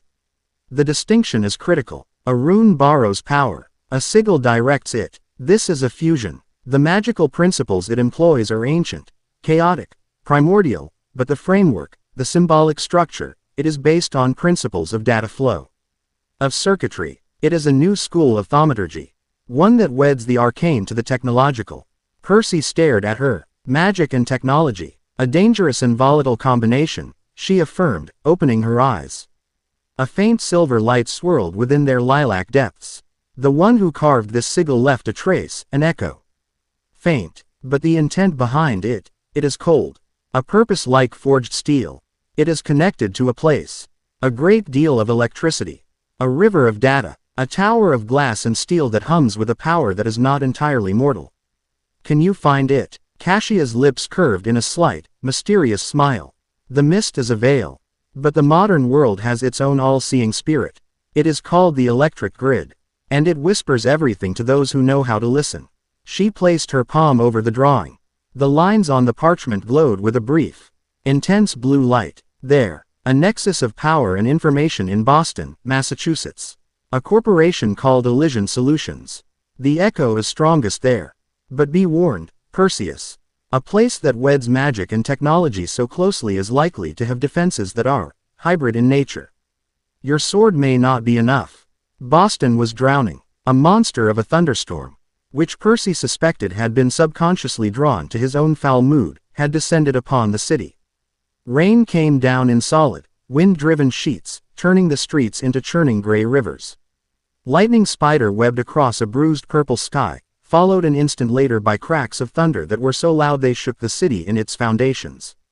For Percy, it was invigorating. The air crackled with power. The roar of the storm a familiar, comforting symphony. He felt strong, connected, alive. The Elysian Solutions building was easy to find. It was a monument to corporate arrogance. A 60-story shard of black glass and steel that stabbed at the storm clouds. It was the newest, tallest thing in the skyline, and it radiated an aura of sterile, untouchable power. As Percy stood across the street, huddled under the flimsy awning of a closed cafe, he could feel what Cassia had meant. The building hummed. It wasn't just the thrum of electricity, it was a low, resonant magical vibration, shielded and subtle, but unmistakable to his senses. The entire skyscraper was a ward. He had planned on a simple walk-in, a bit of mist-fueled persuasion to get him past the front desk. But he Strength of the wards told him that wouldn't work. This was not a place you could simply talk your way into. He needed a different approach. He needed to be a creature of the storm. Waiting for a particularly violent crack of thunder to mask the sound, he darted into a dark alleyway across from the tower. The rain plastered his hair to his scalp and soaked his jacket in seconds. He looked up the sheer glass face of the building. 60 stories. A long way up. He placed a hand on the wet brick of the alley wall and closed his eyes, extending his senses into the water that sheeted down the skyscraper. He could feel the network of pipes within its walls. The plumbing, the fire suppression system, the drainage. He found what he was looking for. The main overflow pipe for the roof's drainage system. Running down the side of the building within a maintenance shaft. With a grunt of effort, he focused his will. Inside the pipe, 30 stories up, the pressure began to build. The water bucked and churned until a joint, stressed by the sheer volume of the storm, burst. A torrent of water exploded out of the side of the building, creating a temporary waterfall. That was his ride. He took a running start, leapt into the air, and landed in the cascading water. For anyone watching, it would have looked like suicide. For him, it was like stepping onto an escalator. The water obeyed him, encasing him, lifting him, surging upwards against its own nature. He shot up the side of the building, a silent, unseen passenger on a private elevator of his own making. He reached the 30th floor, and with another act of will, caused a window washing anchor point to swing towards him. He grabbed it, hauled himself out of the water, and used Riptide's pommel to shatter the reinforced glass of a darkened office window. He slipped inside, dripping and silent, a ghost delivered by the storm. The office was empty. It was a sea of cubicles, all sleek gray and brushed aluminum, bathed in the cold, sterile glow of the city lights through the rain-streaked windows. The air was dry and recycled, smelling of cleaning solution and static electricity. The silence was absolute, the roar of the store, outside completely muted by the soundproofed glass. It was deeply unsettling. He moved cautiously, his senses on high alert. The magical wards were stronger inside, a low hum just at the edge of his hearing. He saw no guards, no security cameras, but he felt watched. The feeling grew stronger as he bypassed the cubicles and approached a set of heavy, steel doors at the far end of the floor. There was no handle, no keypad, only a small, dark scanner. The sigil from the forest was etched in miniature below it. This was the place. He reached out, about to try and short the lock with the moisture in the air, when a soft click echoed behind him. The entire office was suddenly bathed in a harsh, white light. Simultaneously, a high-frequency sound hit him, a piercing whine that made his teeth ache. It wasn't just a noise. It felt like it was specifically tuned to disrupt his demigod senses, scrambling his connection to the storm outside. His head swam with vertigo. A fine gray mist, almost invisible, began to spray from hidden vents in the ceiling. He smelled it, the faint, coppery scent of the underworld. Stygian iron dust. It wouldn't kill him, but it was a potent demigod suppressant, sapping his strength, making his limbs feel like lead. From panels in the floor and ceiling, blue energy fields erupted, forming a crackling cage around him. He was trapped. A dozen figures, all clad in black tactical gear, emerged from the shadows of the cubicles, their weapons trained on him. The weapons weren't guns. They were complex, rifle-like devices with glowing blue coils, humming with the same energy as the cage. He had walked into the most elaborate, well-laid trap of his life. A figure detached from the tactical team, walking forward with a confident, unhurried stride. It was a woman, not much older than him, dressed in the same black gear but without a helmet. She had sharp, intelligent eyes the color of dark coffee, and her black hair was pulled back into a severe, practical bun. A thin, sarcastic smile played on her lips as she looked him up and down, taking in his soaked clothes and the confused anger on his face. "Percy Jackson," she said, her voice crisp and clear, with an undercurrent of cynical amusement. "Son of Poseidon, twice hero of Olympus, slayer of, well, the list is ridiculously long, isn't it? Have to say, I'm a little disappointed. I thought you'd at least try the front door." The interrogation room was an exercise in sensory deprivation. The walls, floor, and ceiling were a seamless, sterile white. The only object in the room was the chair he was strapped to. A high-tech metal contraption with restraints that hummed with a low-level energy field, completely suppressing his powers. He couldn't feel the storm, the sea, or even the water in his own body. He was cut off, truly and utterly mortal for the first time in years. The woman entered, holding a tablet. She had shed the tactical gear for a simple black pantsuit, but she looked no less dangerous. She pulled up a featureless white stool and sat opposite him, her posture relaxed, her dark eyes analytical. "Let's get the formalities out of the way," she began, her tone that of a bored project manager. "My name is Zara Al-Jamil. I'm the director of this facility and the organization that runs it. We call ourselves the Aegis Initiative. Simple, to the point. Our mission is, well, you're looking at it. Kidnapping demigods and decorating in early asylum." Percy shot back. Zara's sarcastic smile returned. "Threat containment, Jackson. Mitigation of mythological blowback. Eve. Right time you heroes fight a titan on the George Washington Bridge or wrestle a hydra in the city sewers, my people are the ones who come in afterward. We manage the fallout. We scrub the footage, plant the cover stories. Gas main explosions are a personal favorite, and handle the astronomical insurance claims. We are the mortal world's janitors, cleaning up the messes made by the gods and their pet projects." Her cynicism was a tangible thing, a sharp, bitter edge to every word. "For years, you've been a recurring decimal in our reports. A persistent, high-damage variable. But recently, you've become statistically significant." She tapped her tablet, and a holographic image of the jagged sigil appeared between them. "This symbol," she said, her voice losing its bored tone and becoming sharp, focused. "It has appeared at 14 separate incidents in the last 6 months. A spontaneous forest fire in Washington that burned with green, unextinguishable flames. A localized earthquake in a NSAS quarry that unearthed a pack of, let's call them, geologically active canids. A sudden, inexplicable manifestation of CLASS-4 hostile spirits in a New Orleans cemetery. Every time, this sigil is found at the origin point. And at 3 of those 14 incidents, you, Percy Jackson, were present within 24 hours. She leaned forward, her eyes narrowing. "So, you can see my dilemma. From a data-driven perspective, there are 2 likely hypotheses. 1. You are affiliated with the unknown hostile group utilizing this sigil. 2. You are the unluckiest, most cosmically attracted Obel magnet in the entire Western Hemisphere. I am a scientist, Jackson. I do not believe in luck. So, I'm giving you one chance. Convince me you're not my enemy."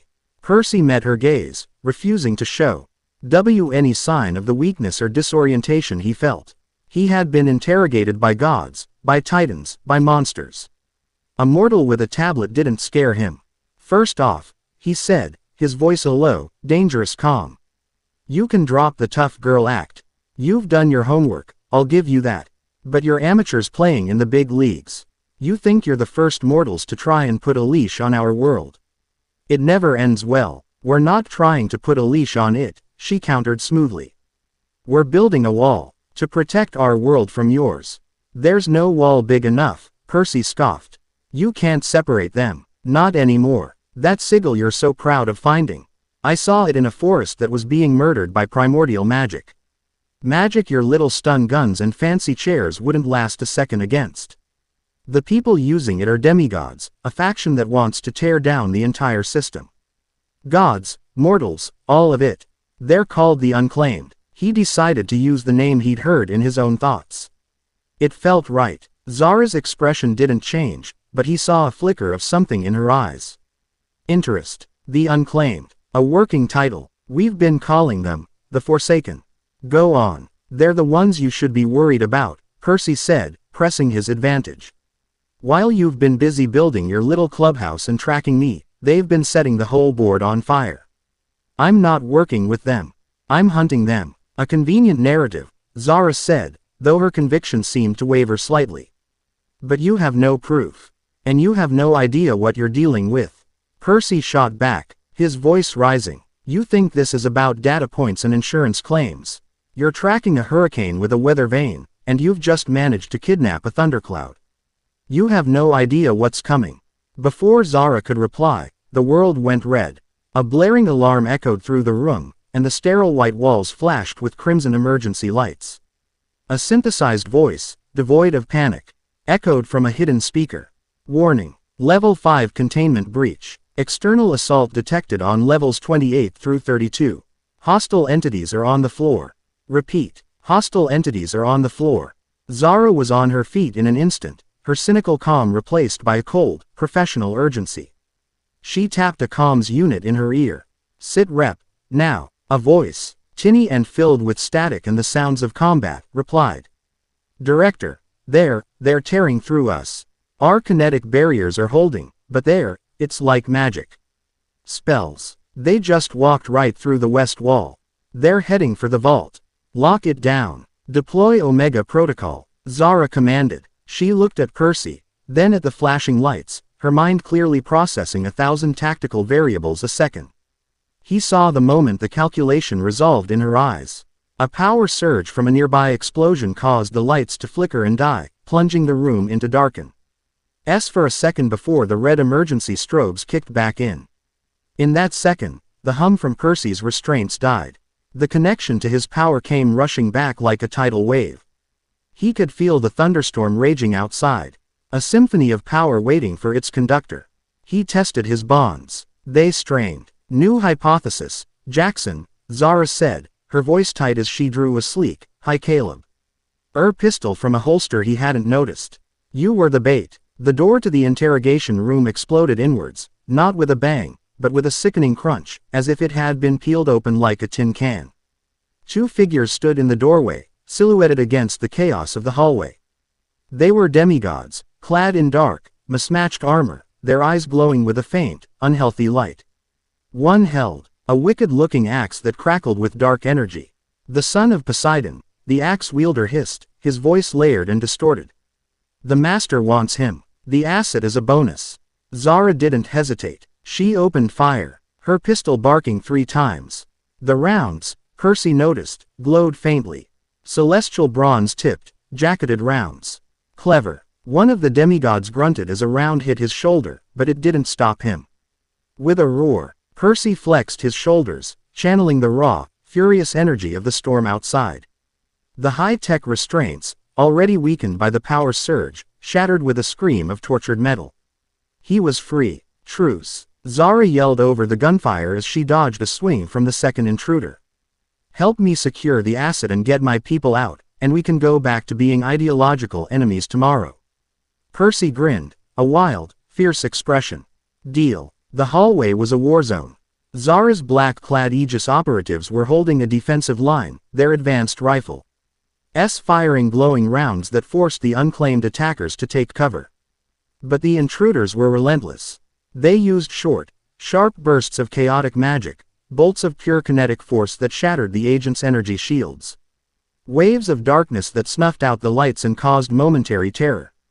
Thereafter the isotope, Zara shouted to Percy as they took cover behind an overturned desk. Sub-level vault. We secured it from a dig in Crete. They want it back. What is it? Percy yelled back, pulling moisture from the fire suppression sprinklers that had activated, forming 2 hard water shields to protect them. Don't know. It radiates a magical energy we've never seen. My guess. It's a power source. We need to get it before they do. A synergy Percy would never have predicted was born in the chaos. Zara was a master tactician, her mind a supercomputer of angles and probabilities. 2 hostiles, left flank, using a shadow curse. Need light, she'd yell. Percy would clap his hands. And a miniature thunderclap would echo through the hall, a flash of lightning from his fingertips momentarily blinding the attackers and dispelling the shadows. Heavy cover, straight ahead. They've got a son of Hephaestus. He's reinforcing the barricade. An agent would shout. Percy would focus, and the steel desk the enemy was hiding behind would groan and twist, the bolts and screws leak Ying as he superheated the water within the metal itself, causing it to collapse. He was the heavy artillery. She was the fire control. She called out targets, identified threats, and her team provided the precise, focused fire that kept the unclaimed pinned down. He was a force of nature, using the building's own systems as his personal arsenal. He turned the sprinkler system into a barrage of high-pressure water jets. Used the water in the concrete to create sharp, temporary spikes, and drew on the storm outside to send arcs of electricity dancing down flooded corridors. They fought their way through the carnage, level by level, a whirlwind of mythological power and mortal precision. They finally reached the sub-level vault, a massive circular door of polished titanium. It had been breached. The unclaimed lieutenant, a tall, gaunt demigod with eyes that burned with cold fire, stood inside, holding a glowing, pulsating stone that seemed to drink the light from the room. "Jackson," the lieutenant said, his voice calm amidst the chaos. "You fight for the wrong side. The gods are a cancer. These mortals are the parasites that feed on their scraps. We offer a cure: extinction." Before Percy could reply, Zara tossed him a small, metallic disc. "Throw it." Percy didn't question. He hurled the disc. It sailed past the lieutenant and magnetically clamped onto the wall behind him. "Get down!" Zara screamed, tackling Percy to the ground. The disc exploded in a blinding flash of white light and a wave of pure sonic force. It was a non-lethal flashbang of immense power, designed to stun mythological creatures. The lieutenant cried out, dropping the stone, his hands flying to his smoking eyes. But he recovered in an instant, snarling, and vanished in a puff of black, foul-smelling smoke, a teleportation spell. The glowing stone, the isotope, lay on the floor, its light dimming. The alarms began to die down. The attack was over. Percy and Zara got to their feet, breathing heavily. The state-of-the-art facility was a ruin, smoking and flooded. Her agents were tending to the wounded. A handful were dead. The cost had been high. A grudging, profound respect passed between them in the smoky silence. They had both seen what the other could do. They had both seen a level of competence they had not expected. Zara walked over and picked up the pulsating stone with a pair of specialized tongs. She looked at the destruction of her life's work, then back at Percy, who was leaning against the damaged vault door, looking every bit the storm he commanded. She sighed, a sound of immense, bone-deep weariness. She limped over to a damaged console, pried open a panel, and pulled out a small, sleek satellite phone. She tossed it to him. "Take it," she said, her voice rough with exhaustion and smoke. "Encrypted. Untraceable by god or monster. Or rival alphabet soup agencies." She gave him a tired, wry look. "Okay, Poseidon Jr., you're a variable I hadn't accounted for. A chaotic, high-impact variable that just saved my entire operation." She leaned against the console, her professional mask cracking to show the exhausted woman beneath. "My hypothesis was wrong. You're not with them. But you're right. We have no idea what we're really dealing with. And I have a feeling you're the only one who does." Her dark eyes met his, and for the first time, he saw something other than cynicism or analysis. He saw a plea. "Let's see if you're a useful one. Call me when you know what we're fighting next." Chapter 4 End. Chapter 5. A summit at the crossroads. The air in the Aegis Command Center, or what was left of it, still tasted of smoke and ozone 3 days after the attack. Zara al-Jamal's people, efficient and grim, moved through the wreckage, cataloging damage and recovering data from hardened servers. The battle had been a disaster for her organization, but a crucible for her perspective. The mythological world was not a series of isolated data points to be managed, it was a cohesive, escalating threat. And the unclaimed were its vanguard. Percy stood on a relatively intact balcony, the encrypted sat phone she'd given him feeling heavy and alien in his hand. Below, the lights of Boston glittered, oblivious to the secret war being waged in its highest towers. He had spent the last 2 days debriefing with Zara, sharing everything he knew, from the whispers of the Titan War's forgotten demigods to the primordial blight in the forest.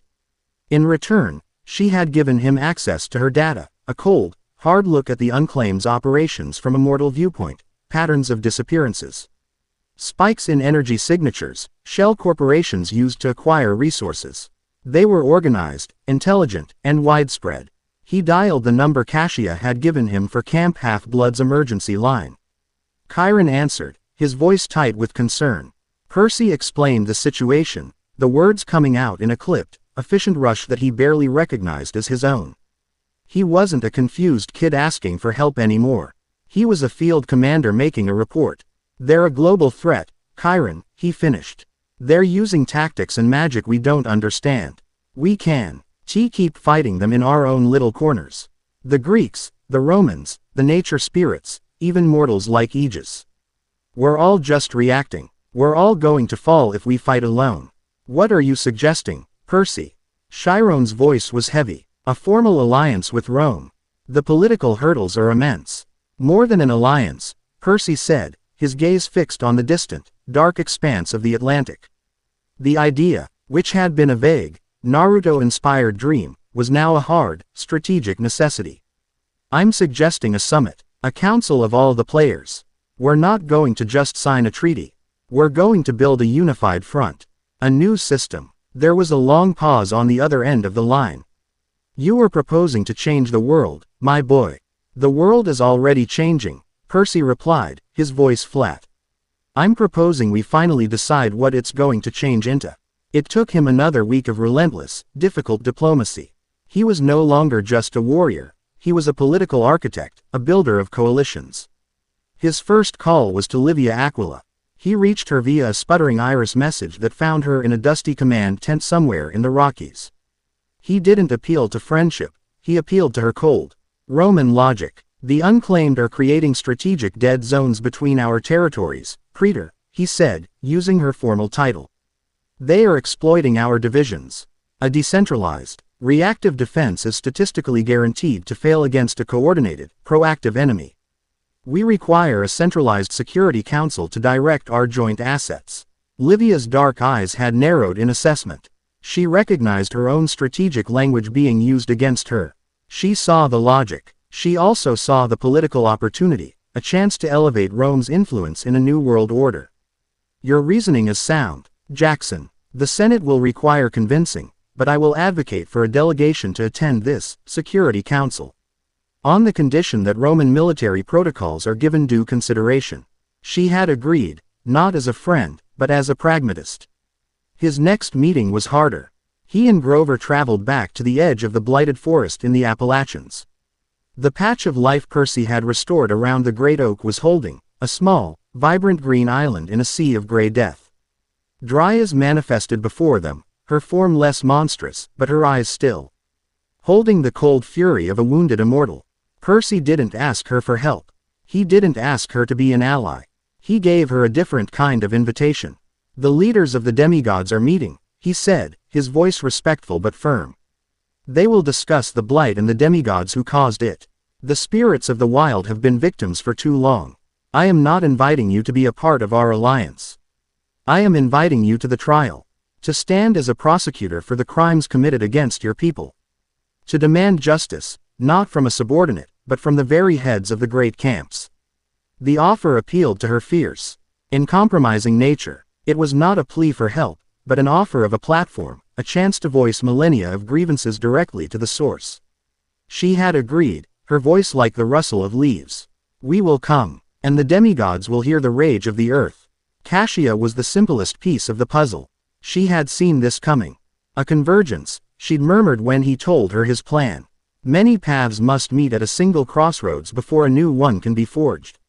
It is as my mother foretold. She took upon herself the task of finding and securing a neutral location, a place outside of Greek, Roman, or even mortal dominion, where such a volatile meeting could take place without risking a cataclysm. His last, most difficult conversation was with Zara. She had already agreed to attend. But as he stood on the balcony before leaving Boston, she had given him one final, cynical warning.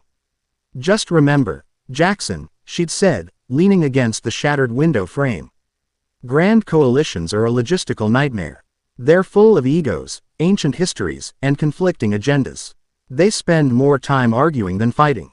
Don't be surprised if the big saint threat in that room isn't the unclaimed, but the people sitting next to you. Cassia had chosen well. The summit was to take place on a flat, windswept mesa deep in the heart of the Grand Canyon. A place the locals called Sun God's Anvil. It was a location of immense natural power, a place where the history of the world was written in the endless layers of red and gold rock. She had woven powerful, complex wards around the mesa, shimmering curtains of magic that were invisible to the naked eye but would nullify any overt acts of hostility. It was a place for words, not for war. Percy Street oohed near the edge of the mesa as the delegations arrived, the wind whipping at his jacket. The scale of the place was humbling. The vast, silent abyss of the canyon stretched out in every direction, a testament to the slow, inexorable power of time and nature. The air was thin and clean, smelling of dust, sun-baked rock, and the faint, clean scent of ozone from Cassia's wards. The sun was brilliant in a cloudless sky, but it was a harsh, unforgiving light that offered no real warmth. The Greeks arrived first, appearing in a flash of shimmering air courtesy of an Argus-piloted camp van. The delegation was a picture of their internal divisions. Chiron, his expression stately and concerned. Clarice, clad in full battle armor, her boar-tusk helmet tucked under her arm, her eyes scanning the area for threats. And Annabeth. She stood slightly apart from the others, her gray eyes taking in the strategic implications of the terrain.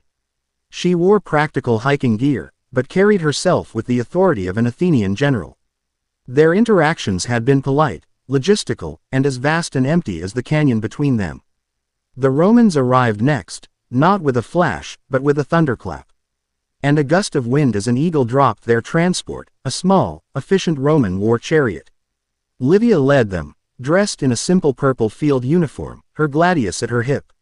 She was flanked by a grim, older centurion named Marcus, a man whose face was a roadmap of old scars and whose eyes held a deep, unshakable skepticism for anything Greek. The nature spirits did not arrive, they simply coalesced. Dryas appeared as if stepping out from behind the sun itself, her form solid and majestic. She was not alone. To her right, a craggy-faced Oread, a mountain spirit, seemed to rise from the very rock of the mesa. To her left, the air shimmered and a naiad took form, his body a constantly shifting current of water that defied the dry desert air. They said nothing, their presence a silent, potent judgment. Zara was the last to arrive. A sleek, black, unmarked helicopter, technologically shielded to be invisible to mortal radar and mystically shielded to bypass the outer wards, descended and deposited her alone on the mesa. She wore the same practical black pantsuit she had in Boston, her tablet held in her hand like a shield. She was a stark, modern slash of black against the ancient red rock, an anomaly, an outsider. Cassia stood in the center of the mesa, her hands clasped before her, her presence a quiet anchor of magical neutrality. The delegations arranged themselves in a loose circle, the air crackling with centuries of mistrust. Zara's warning echoed in Percy's head. The biggest threat in that room. Percy took the center, his heart pounding not with fear, but with the weight of the moment. He was no longer a camper. He was the convener of a world council.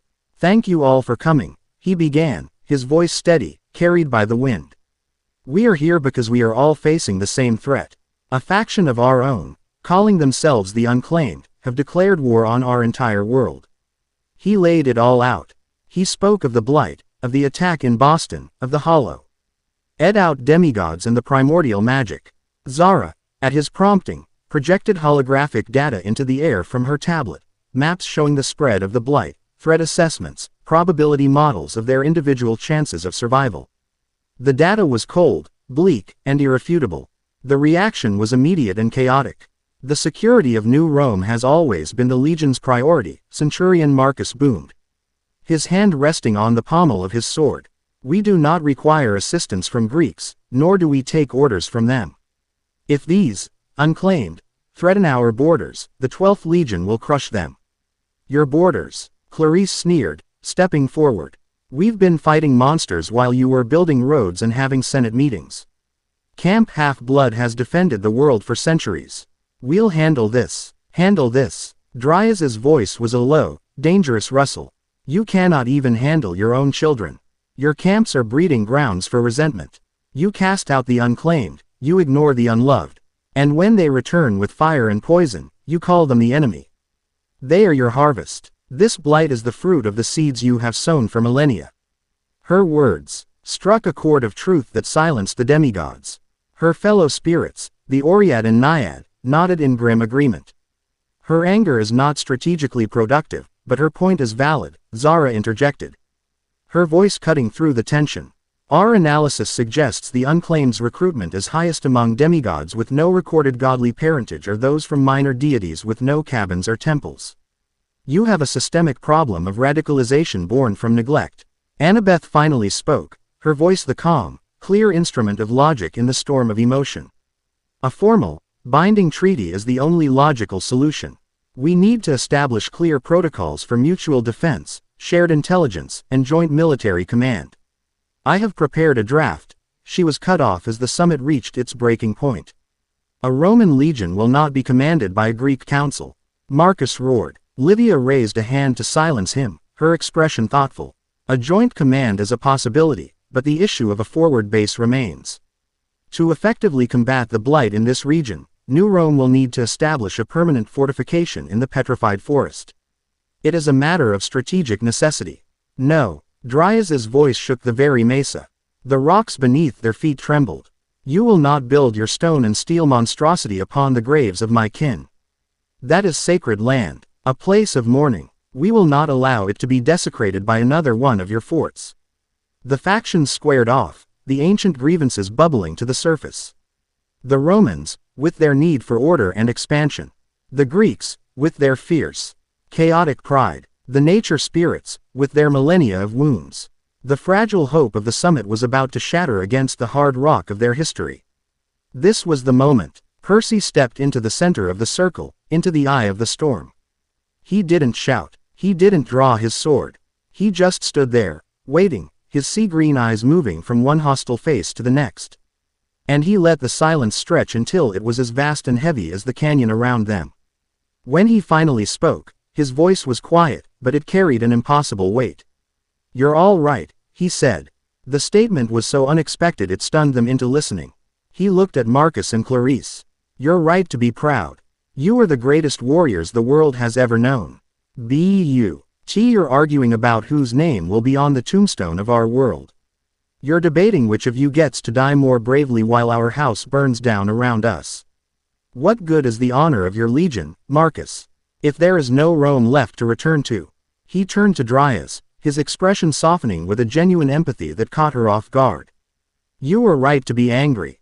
We have failed you. We have broken every promise. Violated every sacred grove. Another treaty, another promise written on paper, is an insult to you. Justice isn't a paragraph in a document. It's a world where your sacred land ds are not a strategic asset to be debated. It's a world where your voice is not a plea to be ignored, but a vote to be counted. He met Zara's analytical gaze. Your data is flawless. Your logic is undeniable, but you can't run a regression analysis on trust. You can't model hope. We cannot win this as a collection of assets and variables in your equation. We have to win it as allies. As a family. Finally, he looked at Annabeth, his heart aching with the truth of what he was about to say. And you are right that we need a foundation. A structure. But a fortress built on a foundation of mistrust and old hatreds will collapse. We need to build the family first, Annabeth. Then, together, we will build the fortress. He took a deep breath, the cold desert air filling his lungs. That's why a treaty isn't enough. An alliance isn't enough. We have been trying to mend a broken system for centuries. I'm proposing we stop. I'm proposing we build something new. Not a Greek camp, not a Roman camp, but a third settlement. A permanent, sovereign home. A city, built on neutral ground, open to all of us. Greek, Roman, legacy, nature spirit, satyr, even friendly Cyclops. A place governed by a joint council, where Dryas's vote carries the same weight as Livia's. A place where a young, unclaimed demigod can find a home without having to wait for a god to acknowledge them. A place where we stop being factions, and we start being a people, a nation. He had named his dream. He had laid his konoha on the table. The silence that followed was absolute. It was a silence filled with shock, with disbelief, with the dawning, terrifying light of a truly revolutionary idea. He saw it on their faces. Marcus was simply dumbfounded. Clarice looked utterly confused. But the women, he saw it in them. Livia's eyes were wide, the cold political calculus within them spinning at 1,000,000 miles an hour as she grasped the sheer scale of the political reset he was proposing. Dryas's burning fury had been replaced by a stunned, wary curiosity. Zara was smiling. A slow, genuine, impressed smile. It was the look of a scientist who had just witnessed a paradigm-shifting discovery. And Cassia, in the center of it all, simply nodded. As if this were the outcome she had expected all along. That evening, the sun bled across the western sky, painting the canyon in hues of fire and gold. The summit had broken for the day, the delegations retreating to their own camps to process the aftershocks of Percy's proposal. It had not been accepted, not yet, but it had not been rejected. It had changed the conversation entirely. He found Annabeth standing alone at the very edge of the mesa, her silhouette a stark, lonely figure against the vast, beautiful emptiness. He walked up and stood beside her, the silence between them comfortable, familiar, and deeply sad. "It's a beautiful vision, Percy," she said, her eyes fixed on the horizon. "A beautiful, chaotic, utterly impossible vision. It's the only way, Annabeth," he replied softly. "Anything else is just a prettier version of what we have now. It's just delaying the next war." "Maybe," she conceded. "My way, my dream has always been to rebuild what was broken. To fix the flaws. To make Olympus stronger, better. To design monuments and systems that will last for 1,000 years." She turned to look at him, her gray eyes clear and filled with a profound, aching wisdom. "I'm an architect, Percy. I work with stone and logic and history. Your way, you want to build something entirely new, on a foundation of pure, radical hope.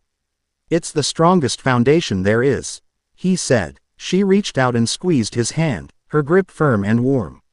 "I know, and I hope you succeed. The world needs your dream." She took a deep breath.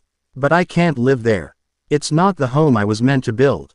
And in that moment, he understood. It wasn't a breakup, it was an acknowledgement. They were two different people, forged in the same fire, but emerging with different shapes. Different purposes. He was a revolutionary, she was a restoration. Their love story, the one that had defined their entire childhood, had reached its quiet, dignified end.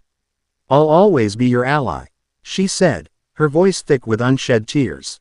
"And your friend, always, always," he promised, his own voice tight. She let go of his hand, gave him one last, sad smile, and walked back toward the Greek camp, leaving him alone with the sunset and the ghost of the future they would never have. He stood there for a long time, until the last embers of the sun had died and the sky was a deep velvet purple pricked with the first stars. He was not sad, he was not happy, he was resolved. He heard footsteps behind him. He turned. Livia, Zara, Dryas, and Cassia were approaching, their forms dark against the starlight. They stopped a few feet away, an unlikely collection of power and purpose. A Roman politician, a mortal scientist, an ancient nature spirit, and a mystical sorceress. "The Roman delegation will table a motion to explore the proposal," Livia said, her voice formal but lacking its earlier chill. "I believe it has merit. The data is compelling," Zara added, a hint of her usual sarcasm returning. "A unified entity has a 78% higher probability of long-term survival. It's the logical choice. The wild will listen," Dryas stated, her voice the low murmur of the night wind. "If this new home you speak of has roots as well as walls, we will listen." "The crossroads have been chosen," Cassia finished, her lilac eyes seeming to glow in the dark. "The path is now open." They stood there with him, the five of them, a silent council on the edge of the world. They were not his followers. They were not his conquests. They were the pillars of his impossible idea. Each of them was there for their own reasons, drawn by their own logic, their own hopes, their own pain. And he was the center, the unlikely architect, who had shown them that all their different paths could, just maybe, lead to the same destination. His village was no longer a dream inspired by a scroll. It was a blueprint, and he had just found his master builders. Chapter 5 End. Chapter 6. The Pain of Yesterday's Children. The next 3 months were a blur of defiant, back-breaking hope. The alliance forged in the Grand Canyon was no longer a theoretical concept, it was a physical reality taking root in the rich soil of a hidden valley in the heart of the Ozarks. Cassia had found the location, a place of immense but dormant magical energy, shielded by natural geography and a subtle confluence of the mist. They had named it Ethelgard, an old name for a new beginning, a noble enclosure. And it was noble. For the first time in millennia, the ancient divisions seemed to melt away under the heat of a common purpose. A team of Roman Cyclops builders, on loan from Livia, worked side by side with the Hephaestus cabin, their masterfully cut stones and celestial bronze reinforcements merging into structures of unprecedented strength and beauty. The main hall was a marvel of Greco-Roman architecture, its fluted marble columns supporting a vaulted ceiling of imperial gold. Zara al-Jamil and a small, trusted team from Aegis were laying down the settlement's nervous system. Conduits carrying fiber optic cables ran alongside channels inlaid with glowing runes. A hybrid infrastructure designed to power both mortal technology and mystical wards. She and a son of Hephaestus could often be found in spirited, jargon-filled debates over the optimal balance between magical resonance and processing power. Dryas, in a concession that had stunned everyone, had agreed to oversee the agricultural development. She and the Demeter children didn't just plant crops, they sang to the earth, weaving life-giving magic into the soil. The valley, which had been wild and untamed, began to bloom with an unnatural vitality. Groves of ancient olive trees from Camp Half Blood's own stock took root next to carefully cultivated fields of Roman wheat. Percy was everywhere. He was not a king surveying his domain, he was the central pillar, supporting every aspect of the project. One morning he would be hauling lumber with the builders, the next he'd be helping Zara's team calibrate the subaquatic sensors in the river that ran through the valley. He spent his afternoons in strategy sessions with Livia, their blueprints and maps covering every surface of the temporary command tent. He was the glue, the driving wheel that held all the disparate, fiercely independent pieces together. The 4 women who had stood with him on the mesa had become the de facto council. Livia was the voice of order and law, her pragmatic mind shaping the settlement's nascent governance. Cassia was the guardian of its magical soul, overseeing the intricate wards and ley lines. Dryas was its connection to the earth, a fierce advocate for balance and respect for the land. And Zara was its link to the modern world, its shield against mortal intrusion and its architect of technological progress. They worked together with a tense but effective synergy, their arguments sharp but their goal singular. On this day, the sun was bright and warm, casting a golden light over the bustling valley. The air smelled of fresh-cut pine, damp earth, and the faint, clean scent of ozone from Cassia's nearly completed perimeter ward. The sounds were of hammers on bronze, of cheerful shouts, of the river's happy murmur. It was the sound of a dream taking shape. Percy stood on a low hill with Livia, looking over the scene. A blueprint for the aqueduct system was spread out on a wooden table between them. "Your design is audacious, Jackson," Livia said, her finger tracing a line that brug. Water from a mountain spring through the heart of the valley. Diverting the river's main flow requires immense power. Keeps the pressure high and gives us a defensive moat if we need it, Percy replied, grinning. Plus, it'll look cool. Livia allowed herself a rare, small smile. Aesthetics are a secondary, but not insignificant, element of statecraft. A city that looks powerful often has less need to prove that it is. It was a moment of peace. A moment of pure, unadulterated hope. It was the moment the sky broke. It began without a sound. A flicker, a distortion in the air at the very apex of the valley's sky. Directly over the center of the settlement. Cassia, who was overseeing the final inscription on the ward's anchor stone, gasped and stumbled back, her hand flying to her chest as if she'd been physically struck. "The ward," she whispered, her lilac eyes wide with horror. "Something is punching through." Before anyone else could react, the flicker became a tear. The brilliant blue of the sky fractured like glass, spider webbing with lines of sickly, green-black energy. It wasn't a portal, it was a wound. A vortex of pure, chaotic power opened up, a swirling maelstrom of darkness that seemed to suck the very light and color from the valley. And from its depths, a wave descended. It wasn't fire or force. It was an incandescent wave of pure, corrosive entropy. Everything it touched, it unmade. The vibrant green leaves of the new planted groves withered to black dust. The half-finished wooden frames of buildings groaned and splintered into aged, gray ruin. The very soil turned pale and cracked. It was the blight from the forest, weaponized and magnified 1,000 times, a silent, screaming tsunami of absolute ruin. The hopeful sounds of construction were replaced by a single, collective gasp of terror, followed by screams. The wave descended with an impossible speed. But Cassia was already moving. With a cry that was part fury and part despair, she thrust her hands towards the sky. Her body was enveloped in a shimmering aura of violet light as she poured every ounce of her magic, every fiber of her being, into the primary ward. The invisible shield around the valley became visible, a massive, translucent dome of power that met the descending wave. The impact was silent, but the valley shook to its core. The dome held, but barely. Cracks of green, black energy spider-webbed across its surface. Cashia's face went deathly pale, blood trickling from her nose. She was buying them seconds. Precious, priceless seconds. That was all Percy needed. The peaceful planner vanished, replaced by the battle-hardened hero. His mind worked with terrifying speed. "Livia," he roared, his voice a thunderclap that cut through the rising panic. "Defensive circle, Central Plaza, protect the civilians. Zara, shields, now." His own power exploded outwards. He drove his hands into the soft earth of the hill, and the river that ran through the valley obeyed his silent, frantic command. The entire body of water rose, a colossal, surging wall of liquid that formed a second dome inside Cashia's failing ward, a moving, fluid shield against the encroaching wave of death.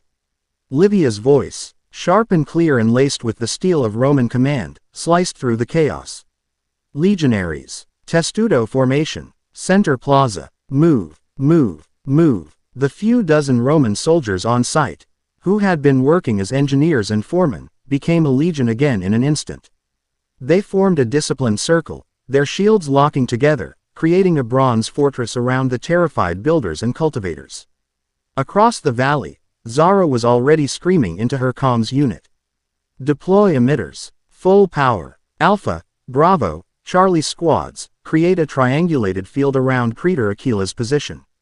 Overlap the fields, do it now." Mobile, tripod-mounted devices rose from their camouflaged emplacements, humming to life and projecting crackling blue energy fields that added a third layer to the desperate defense. Dryas let out a shriek that was not human, a sound of pure, elemental rage. She slammed her feet onto the ground, and the earth answered. Great walls of stone and tangled, thorny roots erupted from the ground, forming immense physical barriers, angled to deflect the worst of the energy wave that was now seeping through the shattered outer wards. For a moment, it seemed to hold 4 layers of defense: Cashia's magic, Percy's water, Zara's technology, and Dryas's earth. A perfect, desperate synergy. Then the second phase of the attack began. The corrosive wave was just the opening salvo. Through the sickly green haze, figures began to appear. They teleported in, dozens of them, then hundreds, their forms solidifying out of the tainted air. The unclaimed. They were clad in dark, functional armor, their faces hidden by grim helmets, and they moved with a disciplined, military precision. They appeared inside the perimeter, behind the defensive lines, their attacks coordinated and brutal. A squad materialized near one of Zara's shield emitters and overwhelmed the engineers with bolts of dark magic before smashing the device. A section of the energy shield collapsed. Another group appeared beside Dryas's earth wall and began to hack at the roots with axes that glowed with a corrupting energy, causing the living wood to wither and die. The battle for Ethelgard had begun. It was not a battle. It was a slaughter. Percy stood at the heart of the storm, his entire being focused on maintaining the water dome. He could feel the entropy wave eating at it, his own power being unmade at a terrifying rate. It took all of his concentration, leaving him unable to join the fight on the ground. He was a shield, and he could do nothing but watch as his dream was torn apart. He watched Livia, a beacon of order in the chaos, directing her small force, plugging gaps in the line, her gladius a blur of gold as she cut down one attacker, then another. He watched Zara, her face a pale mask of concentration, rerouting power from failing systems, her fingers flying across the surface of her tablet as she coordinated a fighting retreat. He watched Dryas, no longer a spirit of growth but of vengeance, her form a whirlwind of splintered wood and thorns, tearing through a squad of unclaimed who had broken through the line. He watched Cashia, her face as white as bleached bone, collapse to her knees, the great ward finally shattering completely. She was not done, however. With a gasp, she began weaving smaller, faster spells, throwing up shields of pure force to protect individuals. Firing bolts of violet energy that unraveled her opponent's own magic. They were magnificent, they were heroic, and they were losing. From the shattered sky, a single figure descended, landing as softly as a falling leaf in the cratered, dying earth. He was untouched by the battle raging around him. He was tall and lean, with a face that might have been handsome if not for the cold, fanatic fire in his dark eyes. He wore no helmet, his black hair stirring in the poisoned wind. He moved with a serene, terrifying grace. This was the leader. His voice, magically amplified, washed over the battlefield, calm and resonant and filled with a chilling certainty. It was a voice that demanded to be heard. Children of Olympus, he began, his tone almost gentle. Favored sons and daughters, look at this valley. This is the monument to your arrogance. A new home, built upon the bones of those you forgot. He began to walk slowly toward the shrinking circle of defenders. My name is Lycurgus. I am a son of Nemesis. And I am the pain you created. For generations, your parents, the glorious Olympians, have sired children and cast them aside. Unclaimed, unloved, unacknowledged, we were left to be eaten by monsters, to die in alleys, to fade away in the mortal world you so despise.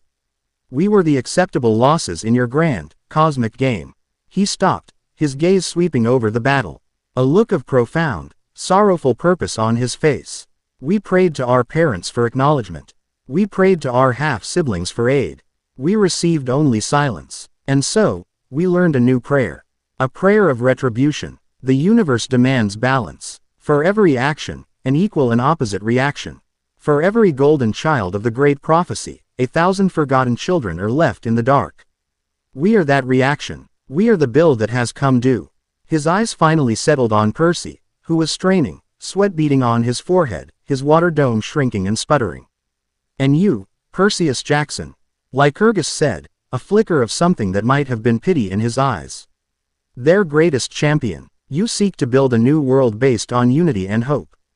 A noble goal, but you are building it with the bricks of the old world. You cannot heal a body by putting a clean bandage on a cancerous wound. You must burn the cancer out completely. We will tear down Olympus. We will shatter the mist. We will show the mortal world the selfish, parasitic gods they have been worshipping. And from the ashes of that revelation, a new, balanced world will be born. A.W. World that will finally understand our pain. Percy knew, with a sudden, devastating clarity, that Lycurgus was the source. The calm center of the storm. As long as he stood there, his unclaimed soldiers would be fueled by his conviction. His power. The shield had to become a sword. Cassia. Percy roared, the effort making him stagger. The river. Take it. He released his hold on the water dome. For a terrifying second, the full force of the entropy wave crashed down, but Cassia, understanding his intent, was ready. She caught the river, her own magic, though lesser in raw power, snapping it into a new shape, not a dome, but a churning, defensive wall around the central plaza. It would not hold for long, but it freed him. Percy, finally untethered, exploded into motion. He didn't charge. He became a blur, a current, his body moving with the fluid, deadly grace of the sea itself. He appeared before Lycurgus, riptide a bronze arc aimed at his heart. Lycurgus didn't even try to block. He simply raised a hand. The greater the strength, he murmured, the greater the recoil. The moment riptide came within an inch of his chest, Percy felt an invisible force slam into him. It was his own momentum, his own power, reflected back at him, but amplified, twisted. It felt like being hit by a freight train. He was thrown backwards, tumbling through the air, and crashed into one of Dryas's earth walls. The stone cracking around him. He staggered to his feet, his ribs screaming in protest. Lycurgus hadn't moved. My mother's gift is simple, the son of Nemesis explained calmly. Perfect balance, perfect retribution. Everything you throw at me, you throw at yourself. Every drop of power you expend will be your own undoing. You cannot defeat me with strength, hero. Your strength is my greatest weapon. Percy grit his teeth. He couldn't win. It was a perfect, inescapable logical trap. He was the most powerful demigod of his generation, and that was precisely why he was going to lose. He tried again, not with a direct charge, but with the earth. He stomped his foot, and a fissure opened up, racing towards Lycurgus. But the fissure stopped at his feet, then reversed, the ground erupting beneath Percy, throwing him off balance. He summoned a miniature hurricane of debris-filled wind. It was turned back on him, the razor-sharp shards of rock and wood forcing him to create a desperate water shield. The duel was a brutal, One-sided lesson in futility. Percy was pushed to the absolute limit of his power and endurance, not attacking, but simply surviving the repercussions of his own abilities. The valley floor became a cratered wasteland from their battle, every attack he attempted scarring the very dream he was trying to protect. He was bleeding from a dozen cuts, his body a mass of bruises. His energy reserves dwindling to nothing. He looked past Lycurgus and saw the grim reality. The defensive line was broken. His friends were being overwhelmed. Livia was wounded, a deep gash on her arm. Dryas was flickering, her physical form barely holding together. Zara was providing covering fire for a retreat into the half-finished main hall, the last defensible position. Cassia was on one knee, spent. They were going to be wiped out. His dream, his friends, everyone. In that moment of despair, a fierce clarity washed over him. He couldn't win. Lycurgus was right, but he could still save them. He could still perform one last act of defiance. He could still be their shield. He stopped fighting. He stood tall, planting his feet in the ruined earth, and ignored Lycurgus completely. He closed his eyes and reached for the last, deepest reserves of his power, the ancient, untamed energy of the sea that slumbered in his blood. Lycurgus watched him, a frown on his face. A final, grand attack. Have you learned nothing? It will only destroy you. This isn't for you, Percy gasped, his body beginning to glow with a faint, sea-green light. He saw Lycurgus raise his hand for his final attack. A sphere of the same corrosive, chaotic energy that had shattered the sky, gathering around his palm. It was an attack meant to wipe the valley, and everyone in it, from existence. Percy didn't brace for it. He didn't try to block it. He opened himself to it. He let his own burgeoning power act as a siphon, a lightning rod. Come on, then, he thought, his entire being focused on one, single purpose. Let's see you hit me. Lycurgus unleashed the blast. It was not a wave, but a concentrated beam of pure annihilation. And Percy drew it all into himself. The pain was absolute. It was the feeling of Tartarus, of being unmade, of his soul being shredded and burned and frozen all at once. It was the shriek of the dying forest, the agony of the great oak, magnified a billion times. He screamed, a raw, inhuman sound as the chaotic energy flooded him, warring with his own divine essence. The ground around him disintegrated. His clothes burned away, his skin cracked, glowing with green-black energy. He was a bomb, about to detonate. But in the last second, with the last shred of his will, he contained it. He didn't release it. He didn't reflect it. He absorbed it. He took all the pain, all the hatred, all the retribution of the unclaimed, and he held it within himself. The feedback loop Lycurgus relied on had nowhere to go. His ultimate attack had simply been caught. The son of Nemesis stared, for the first time, in utter shock. His army, their purpose fulfilled, began to teleport away in silent, disciplined retreat. Lycurgus gave Percy one last, unreadable look, and then vanished. Silence descended, a profound, funereal silence, broken only by the hiss of dying fires and the groan of collapsing structures. The valley was gone. Ethelgerd was a smoking, cratered ruin under a sky choked with black ash. The dream was dead. In the center of the largest crater, Percy Jackson collapsed to his knees. He was bleeding, burned, and flickering with residual chaotic energy. He had saved the handful of survivors, but he had failed. He stared at his trembling hands, at the utter devastation around him, and a single, dry sob escaped his lips.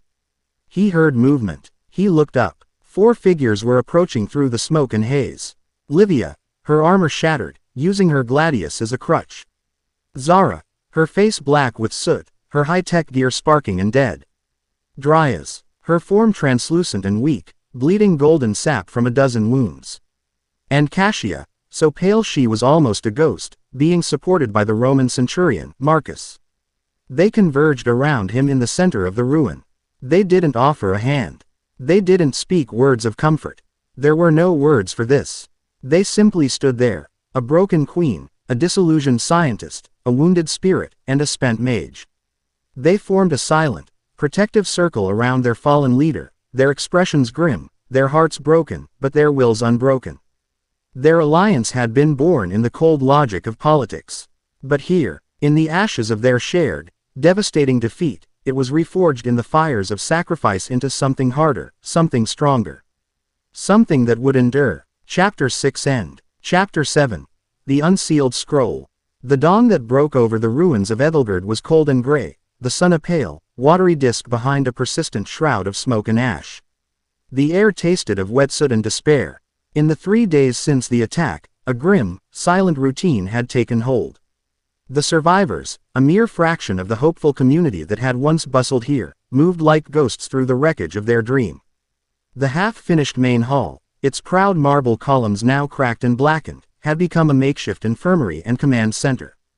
The wounded lay on cots, their groans a soft, constant chorus of pain. Percy, moving with a stiffness that spoke of deep, bone-wearying exhaustion, helped a daughter of Apollo change the bandages on a Roman legionary's burned arm. The chaotic energy he had absorbed had left him drained, his own healing abilities slowed to a crawl. But it was the guilt, a cold, heavy stone in his gut, that truly weighed him down. Every shattered beam, every wounded survivor, was a testament to his failure. He had brought them all here, filled their heads with his vision, and led them to this. The others were dealing with the loss in their own ways. Livia, her left arm in a sling, her face a mask of grim determination, was a whirlwind of relentless organization. She directed patrols, rationed the dwindling supplies, and maintained a fragile perimeter around the ruins. Her Roman discipline the only thing holding back complete chaos.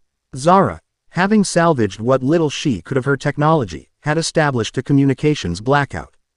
Ensuring their vulnerable position remained a secret, she worked with a quiet, furious intensity. Her usual sarcasm burned away, leaving only a core of cold, hard resolve.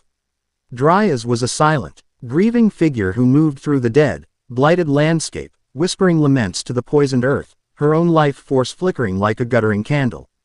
On the evening of the 3rd day, the 5 of them gathered around a flickering campfire in the center of the ruined plaza, the only source of warmth in the desolate valley.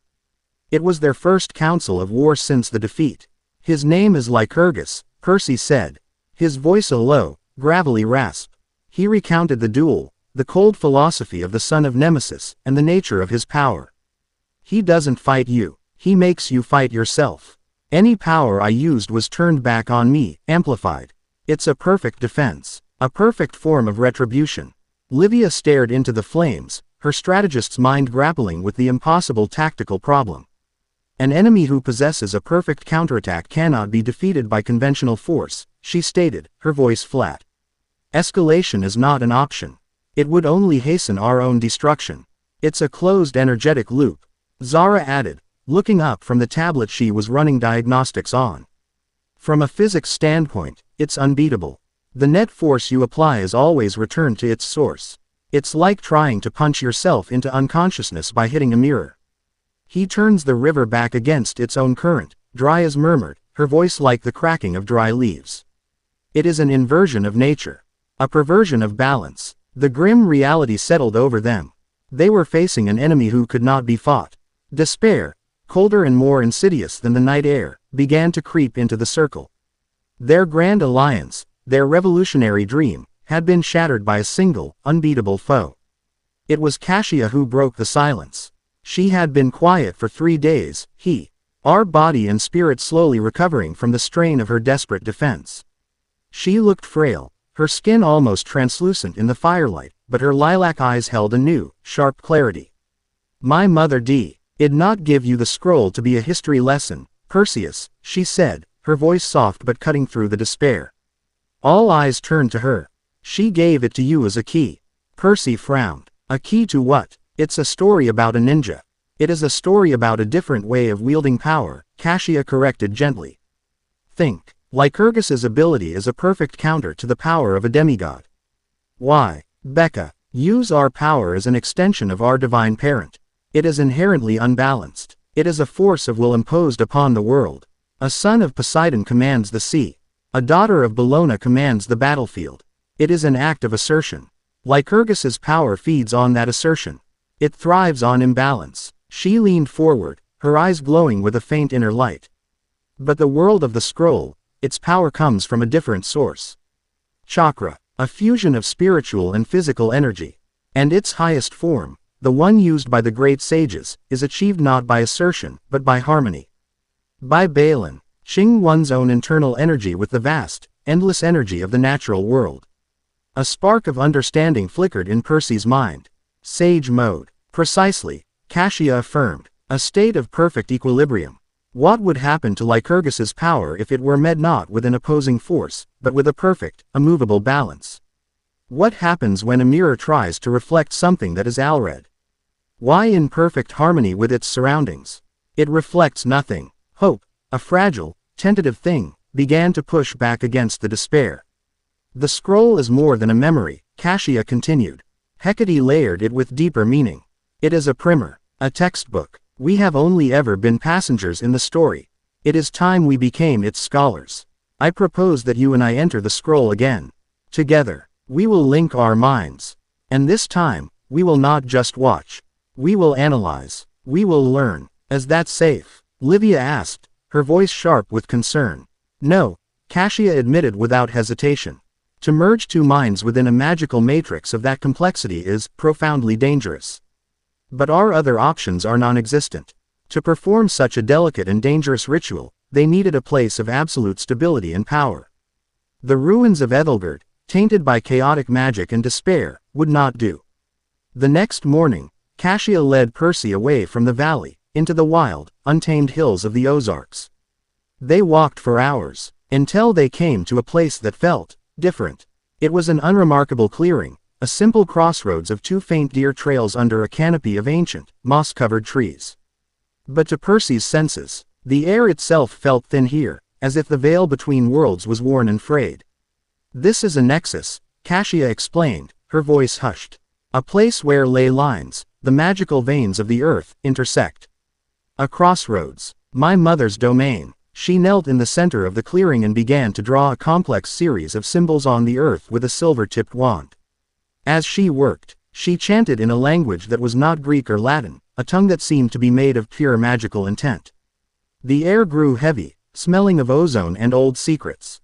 The symbols on the ground began to glow with a soft, silver light. Give me your hand, she commanded. Percy knelt opposite her and took her hand. Her skin was cool, but a current of immense power flowed beneath it. The door is not always a door, she whispered. Sometimes, it is simply a place where you are no longer here. She finished her chant, and the world dissolved.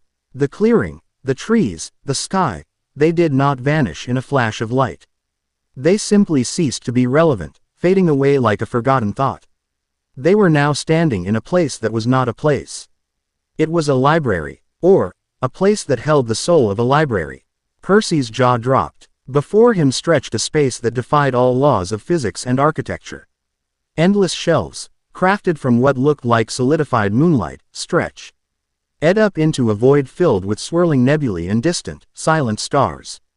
A floor of thick, white, flowing mist swirled around their ankles, silent and cool. Impossible staircases made of crystallized thought twisted upwards and downwards, leading to platforms that hung in the star-dusted darkness. There was no ceiling, no walls, only the infinite, silent expanse of a cosmos of pure knowledge. Faint, ghostly images of books and scrolls flickered in and out of existence on the shelves. The only sound was a profound, cosmic silence that was more like a presence than an absence of noise. Welcome to the sanctum, Cassia said, her voice echoing slightly in the vastness. A small, private collection of my mother's. A place outside the confines of space and time. She led him towards the center of the impossible space, where a single, simple, floating platform of polished obsidian waited. Here, we will be undisturbed. The flow of time is subjective. We can spend a lifetime in the scroll and return a moment after we left. They sat opposite each other on the cold, smooth surface, the unassuming scroll placed between them. I will establish a psychic link between us, Cassia explained, her lilac eyes serious and focused. It will allow us to communicate within the memory stream, to pause and analyze what we are seeing and feeling. But it requires absolute trust. Our minds will be open to each other. There can be no barriers. Percy thought of the things he kept locked away, the horrors of Tartarus, the quiet pain of his breakup with Annabeth, his crushing guilt over Ethelgerd. Oh, share that. But then he looked at Cassia, at the quiet strength and fierce intelligence in her eyes. She was offering him a lifeline, a way out of the darkness. He gave her a single, firm nod. "I trust you." A faint smile touched her lips. "Then let us begin." She placed her hands on the scroll, and he placed his over hers. She closed her eyes and took a deep breath. He felt a gentle, probing tendril of her consciousness touch his own. It was not invasive. It was a polite knock at the door of his mind. He opened it. Their minds linked, and the world of the sanctum vanished, replaced once again by the golden, shimmering light of the scroll. The experience was fundamentally different this time. Before, he was a passenger, dragged along by the current of Naruto's life. Now, with Cassia as his anchor and guide, he was a lucid dreamer. They could move through the memories, pause them, rewind them, and most importantly, analyze the very fabric of the world. Their first stop was a memory of a much younger Naruto learning the Rasengan from Jiraiya. They stood invisibly beside the duo, watching as Naruto struggled to pop a water balloon.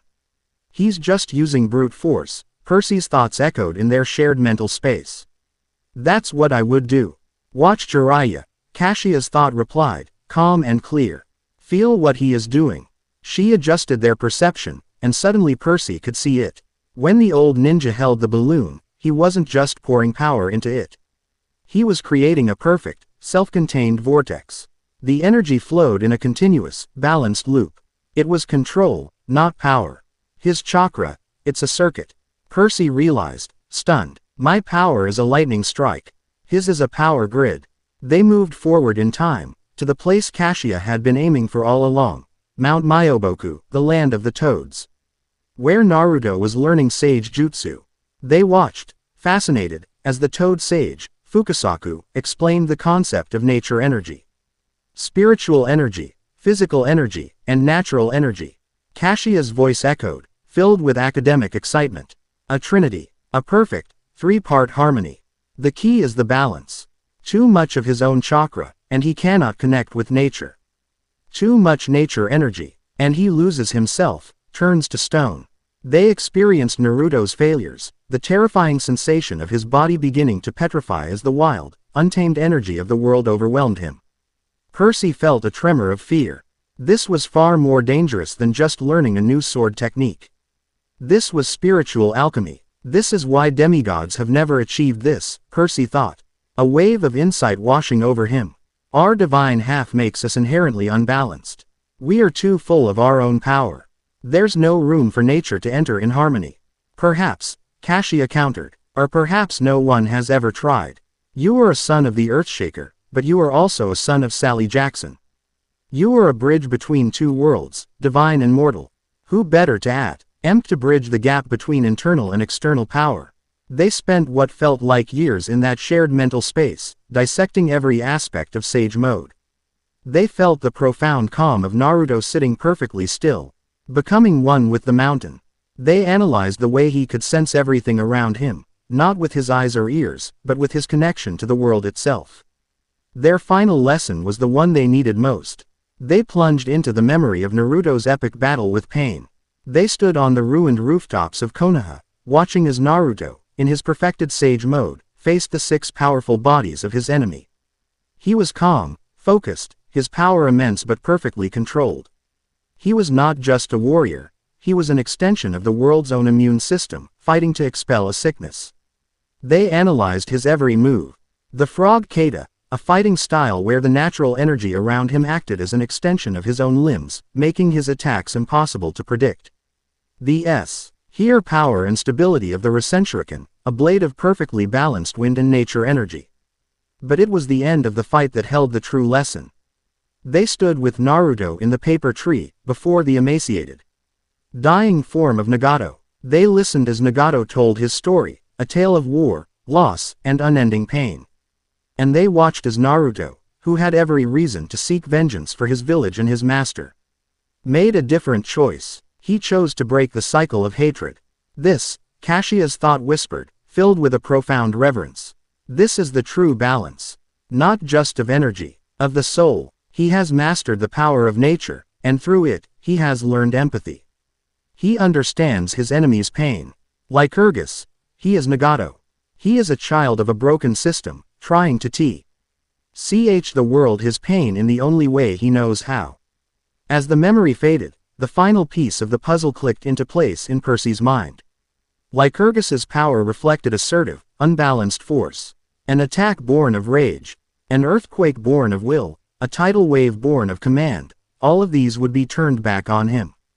But what if he didn't command the sea? What if he asked it? What if he didn't impose his will on the water, but instead aligned his will with it? He couldn't defeat Lycurgus by being a storm. He had to defeat him by being the ocean. He wouldn't be a fist striking a mirror. He would be the tide, which does not strike, but simply, inexorably, rises. It was a paradigm shift so profound it made his head spin. It wasn't about more power.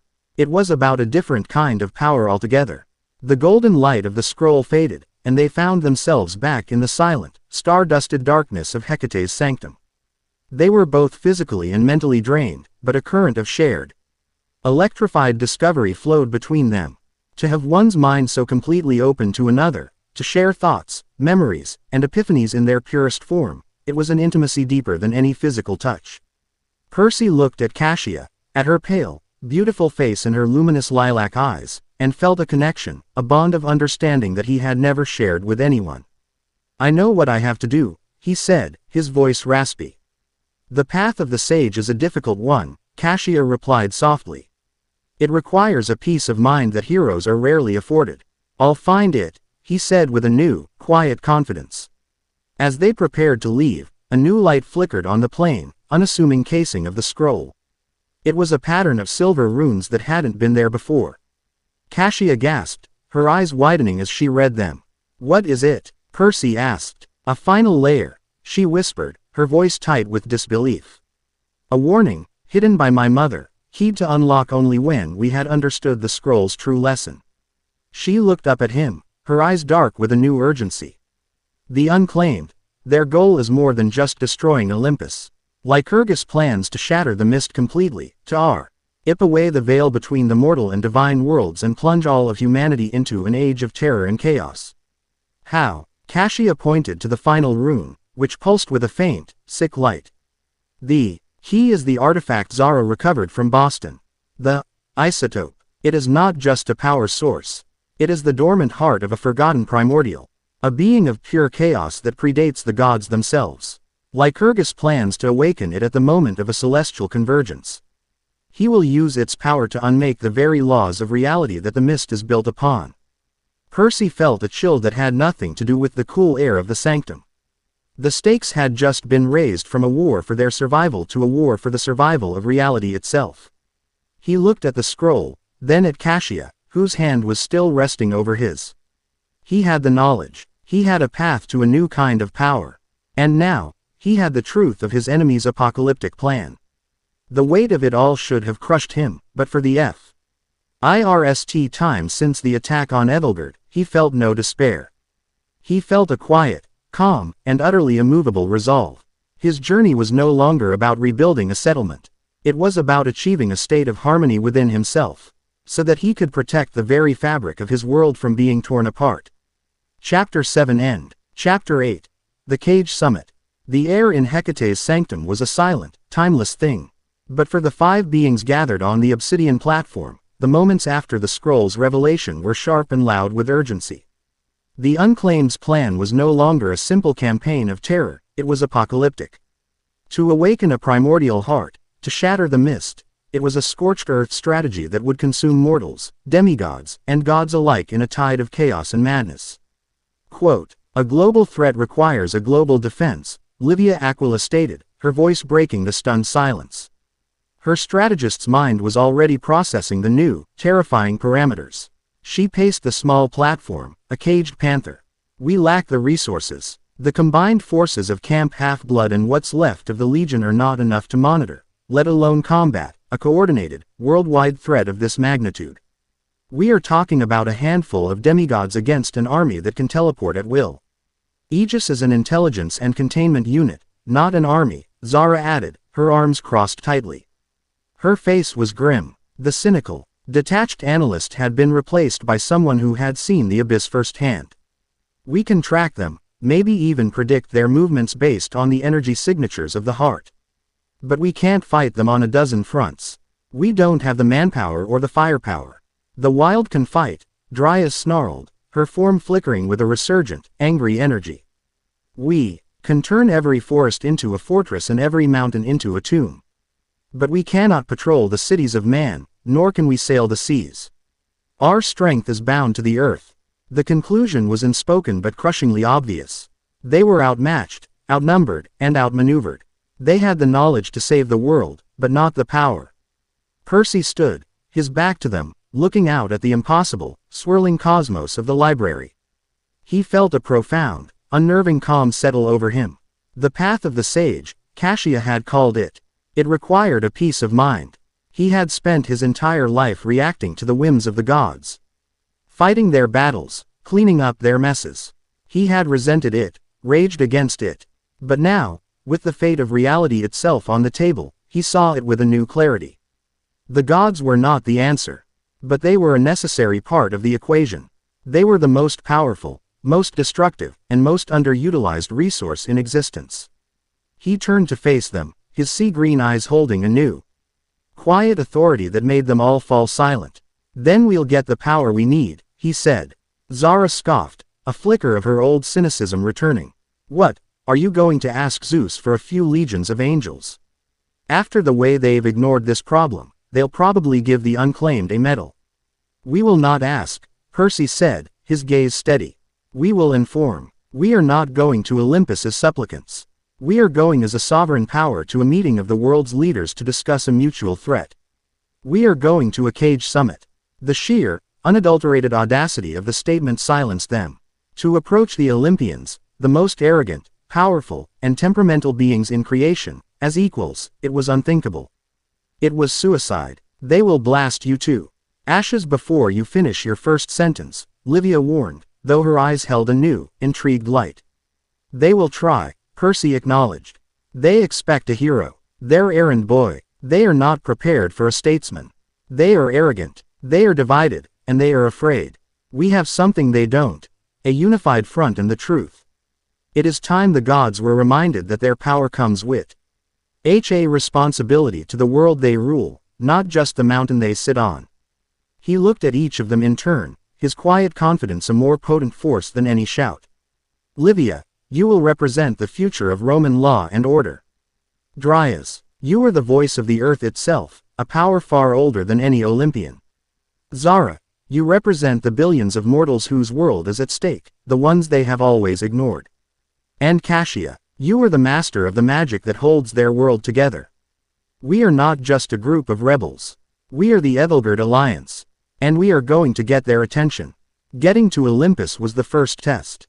The elevator at the Empire State Building was the front door, and it was undoubtedly watched. To arrive as supplicants would be to lose before the summit even began. They needed a different path. Cassia provided one. In the same clearing where she had opened the door to her sanctum, she wove a new, more dangerous spell. It was a spell of passage, a way of walking the seams of the mist. This path will take us to the threshold of the throne room itself, she warned, her face pale with concentration as she tied the final knot in a shimmering thread of magic. But the psychic pressure will be immense. The combined aura of the 12 is a weapon in itself. It is designed to crush the will of any lesser being who approaches uninvited. Steel yourselves. They stepped through the shimmering portal she created. The world did not change so much as it fell away. They were walking on a path of solid, gray twilight, with a swirling, formless chaos on all sides. With every step, Percy felt the pressure building. It was a physical weight, a crushing sense of his own insignificance. It was the condensed arrogance of 12 beings of near infinite power. A psychic roar that screamed, "You do not belong here." He could feel Zara stumbling beside him, her mortal mind struggling against the divine onslaught. He saw Dryas's form flicker, her connection to the distant earth strained. Livia's jaw was clenched, her military discipline the only thing keeping her upright. Percy focused on the calm center he had found within the scroll. He did not fight the pressure. He harmonized with it. He let it flow around him, like water around a stone. He reached out and took Zara's hand, his own calm bleeding into her, steadying her. He was their anchor. He was the cage. They emerged into a world of blinding white marble and searing golden light. They stood on the threshold of the Olympian throne room, unannounced, unexpected, and unwelcome. The scene before them was one of divine, tempestuous fury. The 12 Olympians were all on their massive thrones, engaged in a furious argument. A black, angry storm cloud roiled on the ceiling of the impossibly vast chamber, mirroring the rage on Zeus's face. His master bolt, resting on the arm of his throne, crackled with arcs of white-hot lightning. Another insult from the underworld. He was bellowing, High-S voice shaking the very foundations of the mountain. Hades goes too far. My husband has done nothing. Hera snapped, her voice dripping with regal disdain. This is clearly the work of your own sea-spawn progeny, stirring up trouble as always. Poseidon was about to retort when Hephaestus grunted, pointing a thick, calloused finger towards the entrance. We have visitors. 12 pairs of divine, unimaginably powerful eyes swiveled to face them. A silence fell over the throne room, a silence more profound and more threatening than the previous shouting. The psychic pressure increased tenfold. Zeus rose slowly from his throne, his form growing until he was a 30-foot-tall colossus of power and fury. The storm cloud on the ceiling condensed directly above Percy's head. Percy Jackson, the king of the gods, roared, his voice the sound of a breaking world. You dare, you defy every law of gods and men, and led this rabble of misfits into our sacred hall. Percy did not flinch. He did not bow. He met the God King's incandescent gaze and took a single, deliberate step forward. His 4 companions fanned out behind him, a small, defiant line against the overwhelming power of the gods. We don't have time for your theatrics, Zeus, Percy said. His voice was not loud, but it was perfectly calm, and it cut through the oppressive atmosphere like a bronze blade. The use of his name, without title, without deference, was a spark in a powder keg. The entire council gasped. Ares half rose from his throne, a look of shocked bloodlust on his face. Athena's gray eyes widened almost imperceptibly. Poseidon looked from his son to his brother, his expression a mixture of terror and a fierce, dawning pride. I am here, Percy continued, his voice as unyielding as the seabed, to inform the Olympian Council of a threat that will destroy us all. A civil war is brewing, led by a son of Nemesis named Lycurgus and his army, the Unclaimed. Their goal is not just to overthrow you. Their goal is to awaken the heart of a primordial and shatter the mist, unleashing chaos upon the mortal world and unmaking reality as we know it. He laid it all out, his words sharp, concise, and stripped of any pleading. He spoke of the blight, of the attack on Ethelgerd, of the primordial heart. He spoke not as a hero reporting to his masters, but as a head of state briefing a foreign power.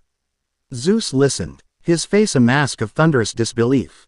Lies. A rabble of forgotten brats and bitter half-bloods. You would have me believe they are a threat to Olympus itself. This is a trick, a power play by your father. This is not a game. Percy's voice cracked like a whip, and for a second, the storm cloud above his head wavered, as if confused about whose rage it should obey. Your nay, GLECT has raised an army that is now at your doorstep, and you are too proud and too blind to see it. Silence, Zeus bellowed, raising his hand. The master bolt flew into it, humming with the power to boil oceans. I have heard enough of your insolence. Guards, seize this traitor and his accomplices. They will be thrown into Tartarus for this affront. Before the golden-armored guards could even take a step, Percy's allies moved as one. Livia drew her gladius, its imperial gold blade shining. An attack on this council is an act of war against the sovereignty of New Rome, Lord Zeus, she said. Her voice as cold and sharp as her blade. I would strongly advise you to consider the political and military ramifications. Dryas slammed the butt of a gnarled wooden staff onto the marble floor. It cracked, and a thick, thorny vine snaked its way across the ground. Touch him, sky god, she hissed, her eyes glowing with a green light as old as the mountains, and every root, stone, and river on this earth will rise up and pull your gilded mountain back down into the dirt where it belongs. Zara raised her Aegis tablet, its screen glowing. My organization has spent years collecting data. We have contingency files on every one of you. Your secret identities, your mortal dalliances, your financial holdings. It would be a shame if all that information were to be leaked. The mortals WOU. LD be so very interested to learn about their benevolent protectors. The sheer audacity of a mortal threatening the gods with blackmail was breathtaking. Cassia said nothing. She simply raised a hand, and a complex, shimmering web of violet and silver magic materialized around their small group. It was a shield of counter spells so intricate, so perfectly woven, that even Hecate, who had been watching silently from her throne, leaned forward with a look of professional admiration. The unified, multi-front defiance was an unprecedented challenge to Olympian authority. Ares could take no more. With a roar that shook the columns, he leapt from his throne, landing on the floor with a crash that cracked the marble. He grew to his full 15-foot height, his skin glowing with a malevolent red aura, his eyes burning coals in the empty sockets of a war helm. Enough, he bellowed, his voice the sound of a million screaming deaths. You want to sit at the table with gods, little hero. You earn the right. I challenge you to a duel.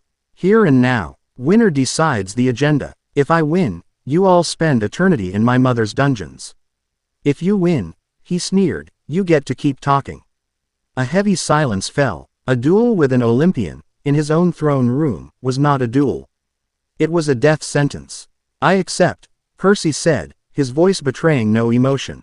Ares grinned, a horrifying sight. He summoned his massive, blood-encrusted bronze shield and his jagged-edged spear. He was the embodiment of divine, brutal violence. Percy simply uncapped Riptide. The 3-foot blade looked like a 2th pick in the face of the god's monstrous panoply. The throne room cleared a space, the gods watching with expressions ranging from grim satisfaction to morbid curiosity. Ares charged, his feet pounding on the marble like meteors. The sound a promise of annihilation. Percy did not brace himself. He did not summon the water from the fountains that lined the hall. He stood his ground, his body relaxed, his eyes calm. He was a stone in the river, waiting for the current. Just before the god reached him, Percy moved. He flowed. Ares's spear thrust, a blow that could have shattered a mountain, was met not with a block, but with a slight, almost lazy-looking turn of Riptide's blade. The celestial bronze deflected the divine weapon, sending the spear point scraping harmlessly across the marble floor, its momentum carrying the charging god slightly off balance. Before Ares could recover, Percy was already in motion. The principles of Frog Kata, of using the energy of the world around him, guided his limbs. He didn't need a physical connection. He was the son of the sea and the earth.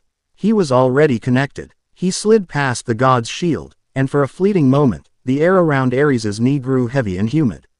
A single drop of water, pulled from the very air, materialized on the slick marble under the god's boot. Ares's foot slipped. It was a minute, almost imperceptible loss of footing. But for a master of combat like Percy, it was a gaping canyon of an opening. As the god of war stumbled, his immense weight shifting, Percy moved in a fluid, continuous arc.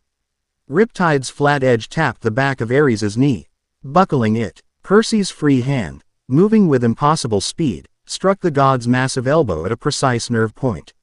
At the exact same instant, the heavy bronze pommel of his sword struck the god's wrist. It was a perfect, silent, biomechanical attack. A wave of numbness shot up the god of war's arm. His fingers went slack, his spear and shield, the symbols of his divine power, clattered to the floor with a deafening clang. The entire sequence was over in less time than it took to draw a breath. Ares, the immortal, unconquerable god of war, was on one knee, his weapon arm hanging uselessly at his side. And Percy Jackson stood over him, untouched, the tip of his simple bronze sword resting gently on the divine flesh of the god's throat. The victory was so fast, so quiet, so utterly absolute, that it took the entire council a moment to process what they had just seen. It was not a victory of power. It was a victory of impossible, transcendent skill. Percy held his position for a heartbeat, his sea-green eyes meeting the burning coals of Ares's, a silent message passing between them. Then he withdrew his sword and stepped back. The agenda, Percy said calmly, his voice echoing in the stunned silence, as ours. The balance of power in the universe had just shifted on the tip of a bronze sword. Zeus, for the first time in his immortal life, looked truly shocked. His rage was gone, replaced by a wary, calculating look. It was Athena who broke the spell. She rose from her throne, her gray eyes fixed on Percy with a disturbing intensity. "The boy, Perseus, is correct, father," she said, her voice like the chipping of ice. "The threat assessment is viable. His coalition, however unorthodox, now represents a significant military and political power. A strategic alliance is the only logical course of action." The hours that followed were a tense, grueling negotiation. It was not a conversation between gods and mortals, but between two world powers. Percy, with Livia providing sharp, incisive legal and political counsel, laid out their terms. It was not a request for aid. It was a formal pact. The Ethelgerd Alliance, representing the unified demigods, nature spirits, and enlightened mortals, would be recognized as a sovereign entity. They would lead the war against the unclaimed. Olympus and its resources would act as their support. There would be shared intelligence, shared resources, and a joint command structure. Zeus argued. He blustered. He threatened. But the image of Ares on his knees was burned into the mind of every god in the room. They had witnessed something new. The power of a demigod who had transcended the simple rage of his divine blood and touched something deeper. Something balanced. Something they could not understand, and therefore, feared. Finally, with a growl that shook the heavens, Zeus agreed. "The Olympian Council recognizes this alliance," he forced the words out, each one tasting like poison. "You will have our support. For now. But if you fail, Jackson, your eternity in Tartarus will be the least of your concerns." The cage accord had been struck. Percy gave a single, formal nod. He turned, and his four companions, his council, fell into step behind him. They walked from the throne room, their heads held high, leaving the stunned and divided Olympian Council in their wake. As he crossed the threshold, Percy glanced back one last time and caught Athena's gaze. Her expression was not one of pride for her protégé, or of anger at his defiance. It was an expression he had never seen on her face before. It was a look of profound, calculating, and deeply unsettling fear. She was not looking at a hero who had won a great victory. She was looking at a fundamental variable she had failed to account for in her grand cosmic equation. She was looking at a force of change that operated outside the ancient rules of prophecy and divine right. And she was utterly terrified of what he would do next. Chapter 8 End. Chapter 9. The Fourth Great Demigod War. The throne room of Olympus, a chamber designed for divine pronouncements and cosmic arguments, had been transformed into a war room. The 12 massive thrones were empty, the gods themselves standing or pacing around a vast, floating map of North America that shimmered in the center of the hall. It was a living map, showing troop movements, energy signatures, and the angry, pulsating scar in the Nevada desert that was the Unclaimed's fortress. This was the headquarters of the Ethelgerd Alliance, and for the first time in history, the gods were not giving the orders. They were listening to them. Percy stood at the head of the map, a simple bronze breastplate over a black t-shirt, his expression calm and focused.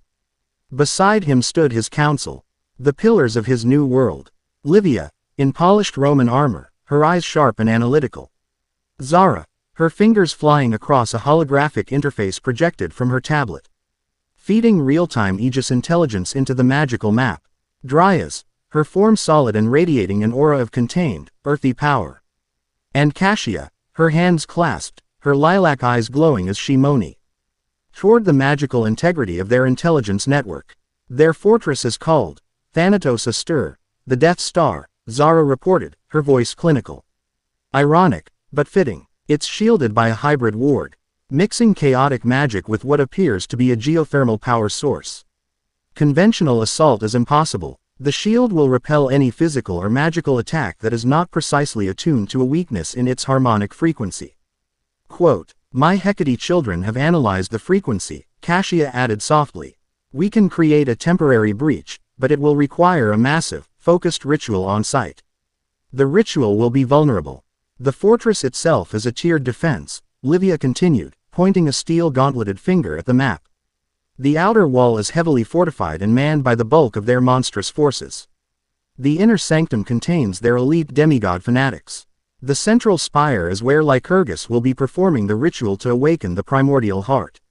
Aegis Intellig. ENS confirms the celestial convergence will peak in 72 hours. We have one chance to launch a preemptive strike." Percy's gaze swept over the assembled gods. Ares was leaning against his throne, sharpening a massive sword, an eager, bloodthirsty grin on his face. Athena watched Percy with her unnervingly intense, analytical eyes. Zeus stood with his arms crossed, his face a mask of grudging impatience. "This is our plan," Percy announced, his voice carrying an authority that commanded the room. "We will not engage in a siege. We will launch a simultaneous, four-pronged assault designed to disable, divide, and overwhelm their defenses. We will cut the head from the snake while the body is still thrashing." He pointed to 4 distinct vectors on the map. The northern front will be a direct, conventional assault on the main gates, led by Praetor Aquila. Her objective is to engage the bulk of their army and pin them against the outer wall. She will command the combined Greek and Roman legions. He looked to Zara. The eastern front will be a special operations mission led by Director Al-Jamil. Her team will infiltrate the fortress and disable the power source for the shield and their internal communications. Her forces will be the Hunters of Artemis and the Aegis strike teams. His gaze fell on Dryas. "The western front is yours. The wasteland is not dead, merely sleeping. You will lead the forces of the wild, the nature spirits, satyrs, and children of Demeter. Your objective is not to break the walls, but to lay siege with nature itself. Turn their fortress into an island in a sea of your wrath." Finally, he looked to Cassia. "The southern front will be your ritual site. You will be protected by the children of Apollo and Hecate. Your objective is the most critical. Maintain the containment field. If we fail and the heart awakens, you are the only thing standing between this world and utter chaos." Ares snorted. "A fine plan, Jackson. But who takes the head of the snake? Who faces Lycurgus?" Quote, Percy met the war god's gaze, his sea-green eyes as calm and deep as the mid-ocean. "I will," he said simply. "While the 4 fronts have their attention, I will infiltrate the spire. This ends with me and him." 2 days later, the unified army of the Alliance gathered at the edge of the magically scarred Nevada wasteland. The site was one that would be burned into the memory of history. Roman cohorts stood in perfect, disciplined lines next to the wilder, more chaotic phalanxes of Camp Half-Blood. Apollo's archers, their golden bows gleaming, stood shoulder to shoulder with the silver-clad hunters of Artemis. Towering earth-born giants, pardoned by the gods for this single purpose, stood beside Hephaestus-forged automatons that whirred and clicked with deadly promise. Overhead, Apollo himself drove the sun chariot, ready to lend its divine fire, while Artemis stood silhouetted against the moon, which she had held in the sky even in daylight. Her own divine blessing upon her hunters. It was the full, desperate, magnificent might of their world, finally facing a single direction. Percy stood on a rocky outcrop, the wind whipping his black hair. He gave the order. The conch horns of the Greeks, the brazen trumpets of the Romans, and the silent, deadly signal of the hunters sounded as one. The 4th great demigod war had begun. The narrative of the battle fractured. A story told in 4 simultaneous, desperate parts. On the northern front, Livia Aquila was the embodiment of Roman discipline. "Advance," she roared, her voice cutting through the rising din of battle. The legions moved forward, their shields locked, a single, unstoppable wall of celestial bronze. They met the charge of the unclaimed monsters, hellhounds, Laestrygonian giants, rogue cyclops, and the line held. It was a brutal, grinding battle of steel and flesh. Livia was everywhere, her gladius a blur, shoring up a weak point in the line, cutting down a hulking giant. Her commands precise and unwavering. She was fighting a battle of attrition, a bloody, inch-by-inch struggle to buy time and draw the enemy's attention. It was a meat grinder, and she was its unblinking, unflinching master. On the eastern front, Zara al-Jamil led her team through the shadows of the fortress's outer infrastructure. It was a deadly labyrinth of humming power conduits and shimmering magical tripwires. "Talia," Zara's voice was a clipped whisper over the comms, "take your hunters and secure the upper catwalk. Create a diversion. My team and the Hermes kids are going for the primary generator room. We have 10 minutes before they realize their back door is wide open." The fight here was one of speed and stealth. Arrows tipped with disabling electricity flew from the shadows. Aegis operatives deployed devices that created pockets of magical silence. The Hermes kids, grinning with manic glee, disarmed ancient curse traps and high-tech motion sensors with equal ease. Zara was in her element. A ghost in the machine, her objective not to kill, but to cripple. On the western front, Dryas was a force of nature. She stood on a desolate ridge, her hands pressed against the dry, cracked earth. "Awaken," she whispered, her voice resonating not with sound, but with life-giving power. The wasteland answered her call. Mutated, radiation-resistant yucca plants grew into thorny monstrosities, their roots tearing up the foundations of enemy watchtowers. The very rocks animated, becoming lumbering, clumsy but incredibly durable earth elementals that battered the fortress walls. Swarms of desert scorpions, their size increased tenfold by her magic, surged forth in a chittering tide. Dryas was not attacking the fortress, she was reminding it that even the most desolate wasteland still belonged to the earth, and the earth was angry. On the southern front, Cassia stood in the center of a massive, glowing circle of runes, a dozen of her siblings and the children of Apollo chanting around her. Her eyes were closed, her face serene, but beads of sweat trickled down her temples. She was engaged in a battle of pure will. She could feel the chaotic energy of the primordial heart bleeding from the spire, a constant, corrupting pressure against her ritual. Her job was to hold the line, to maintain the magical quarantine. A single lapse in concentration, and battle would be lost before it was even decided. She was the silent, unsung hero of the war, her fight taking place not on the battlefield, but in the very fabric of reality. While the unclaimed's attention was divided, fractured by the forefront assault, Percy moved. He was a wraith, a current of silent motion. He entered the fortress through an unguarded drainage pipe, the brackish water bending to his will, parting before him and sealing behind him. He moved through the lower levels of the fortress, his sage-like senses his only guide. He could feel the flow of life, the angry heartbeats of the unclaimed soldiers. The hum of the fortress's power, and above it all, like a beacon of sickness, the growing, pulsating power of Lycurgus and the heart in the central spire. He did not engage, he evaded. He was not a soldier in this war. He was the assassin's blade, aimed at a single target. He reached the base of the spire and began his ascent. The air grew colder, crackling with raw, chaotic power. He emerged into the ritual chamber at the very top. The room was a vast, circular space, open to the sickly bronze sky. In the center, floating above a complex array of glowing sigils, was the primordial heart. It was a pulsating, crystalline orb of pure, liquid darkness, shot through with veins of silver, cancerous light. It seemed to drink the very air, and its psychic scream of pure chaos was a physical blow. Lycurgus stood before it, his hands raised, chanting in the same primordial tongue Cassia had used. He was no longer a demigod, he was a conduit. The chaotic energy of heart flowed into him and out into the fortress, fueling his army's fanatical rage. He turned as Percy entered, his dark eyes holding a serene, tragic finality. "You are too late, hero," he said, his voice layered, echoing with the heart's power. "The convergence is almost complete. The age of gods is over. The age of truth is at hand. The age of chaos, you mean," Percy said, riptide feeling cool and steady in his hand.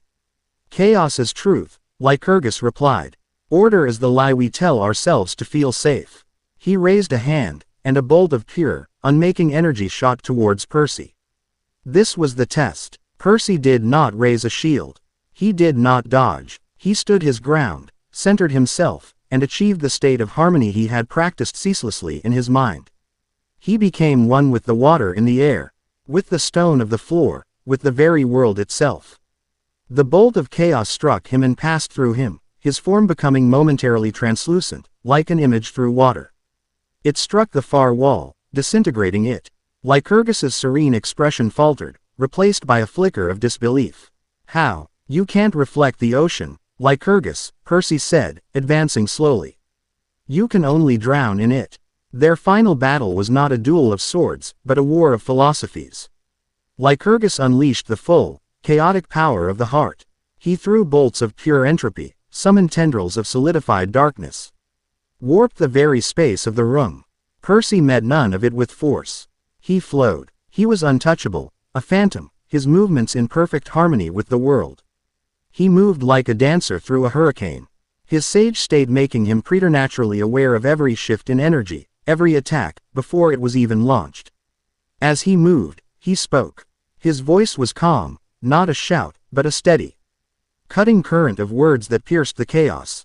"I've felt your pain, Lycurgus," Percy said, effortlessly weaving past a whip of dark energy. "In the scroll, I saw a boy hated by his whole village. A boy who was alone. I understand." "You understand nothing," Lycurgus roared, the heart pulsing violently. "You are the favored son, the golden child of prophecy. You cannot possibly know the pain of being forgotten." "Don't I?" Percy countered, his voice sharp. "I know what it's like to be used as a weapon by the gods. I know what it's like to have your fate decided for you. The only difference between you and me is that you want to burn the whole world down for what they did to you. You want to make everyone feel your pain. But that's not justice, Lycurgus. It's just revenge." He was closer now, only a few feet away. Riptide held in a loose, ready grip. "Is this what you really want? To become a monster greater than the ones who wronged you? To unleash a power that will consume the innocent children you claim to be fighting for? What would your mother, the goddess of righteous balance, think of this indiscriminate slaughter?" The words struck home. For a single, fatal moment, Lycurgus's concentration wavered. His face, which had been a mask of divine certainty, contorted with a flash of all too human doubt. In that moment, the chaotic energy of the heart, which he had been controlling with his focused will, surged. It began to consume him, his own power turning against him. He cried out, his body beginning to warp and crack under the strain. He was no longer the master of the heart. He was its first victim. Percy saw his opening. His objective wasn't to kill Lycurgus. It was to sever the connection. He surged forward, his body glowing with a soft, sea-green aura of perfectly balanced power. He did not aim Riptide at the son of Nemesis. He thrust his free hand forward, his palm open, aiming for the flow of energy between Lycurgus and the heart. He poured his own essence into his hand, not as a weapon, but as a perfectly tuned frequency. He shaped it into a swirling, self-contained sphere of pure, harmonious energy. A perfect, silent Rasengan of the sea. He slammed his hand into the beam of chaotic energy. There was no explosion. There was only a single, pure, resonant tone, like a bell struck in the heart of the world. The chaotic, jagged frequency sigh of the heart's power was met by the perfect, harmonious frequency of Percy's. The two cancelled each other out. The connection shattered. The feedback was explosive. A wave of pure force erupted from the point of impact. Lycurgus was thrown backwards, his body smoking, and collapsed in a heap, unconscious. The primordial heart, its conduit severed, let out a final, psychic shriek and then went dark and inert, falling to the floor with a heavy thud. Across the vast battlefield, the unclaimed army felt their leader's will, the source of their divine fury, vanish. The chaotic energy that had enhanced their abilities sputtered and died. They were just demigods now, frightened and alone. A roar of triumph went up from the legions on the northern front as Livia's forces finally broke through the main gate. In the east, the fortress's automated defenses died as Zara's team successfully overloaded the generator. To the west, Dryas's army of nature swept over the weakened walls. The war was over. The door to the spire chamber burst open. Livia, Zara, Dryas, and Cassia, their individual battles won, stormed in, weapons ready. They stopped, taking in the scene. The inert heart on the floor. The unconscious form of Lycurgus. And Percy, standing in the center of it all, his body still glowing faintly, not a scratch on him. He turned to face them, the quiet calm never leaving his eyes. He looked down at the broken demigod on the floor, a young man twisted by neglect and a righteous desire for justice into a monster. He felt no triumph. He felt no hatred. He felt only a profound, aching tragedy. He had won the war, but the victory felt as hollow and desolate as the wasteland around them. The enemy was defeated, but the disease that had created him, the broken system of gods and their forgotten children, remained. The real work, the work of healing, was only just beginning. Chapter 9 End. Chapter 10. The seventh Hokage of Camp Half-Blood. The great hall of Olympus, which had so recently been the stage for a confrontation that had shaken the foundations of divine authority, was now a hall of judgment. The war was over, but the bitter peace was only just beginning. In the center of the hall, Bound in chains of celestial bronze, knelt Lycurgus. Behind him, in a vast, silent assembly, were the thousands of captured unclaimed soldiers, their fanatical fervor extinguished, leaving only the hollow-eyed exhaustion of the defeated. The gods, back on their thrones, radiated an aura of cold, vengeful satisfaction. Zeus's master bolt crackled with impatient energy. The traitors are brought to justice. The king of the gods boomed, his voice echoing in the vast chamber. Their crimes are unforgivable. They conspired to unleash a primordial power and undo creation itself.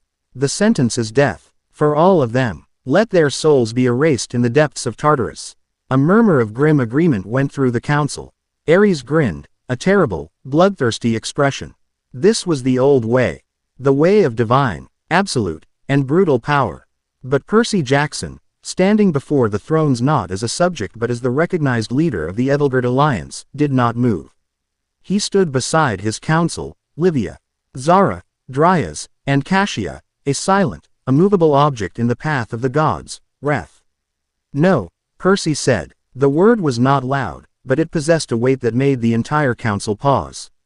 Zeus's eyes narrowed into slits of pure fury. You dare challenge the judgment of Olympus, boy. I challenge the wisdom of repeating the same mistake that caused this war in the first place, Percy replied. His voice calm and steady. He met Zeus's gaze without fear. He was not the scared 12-year-old who had first stood in this hall.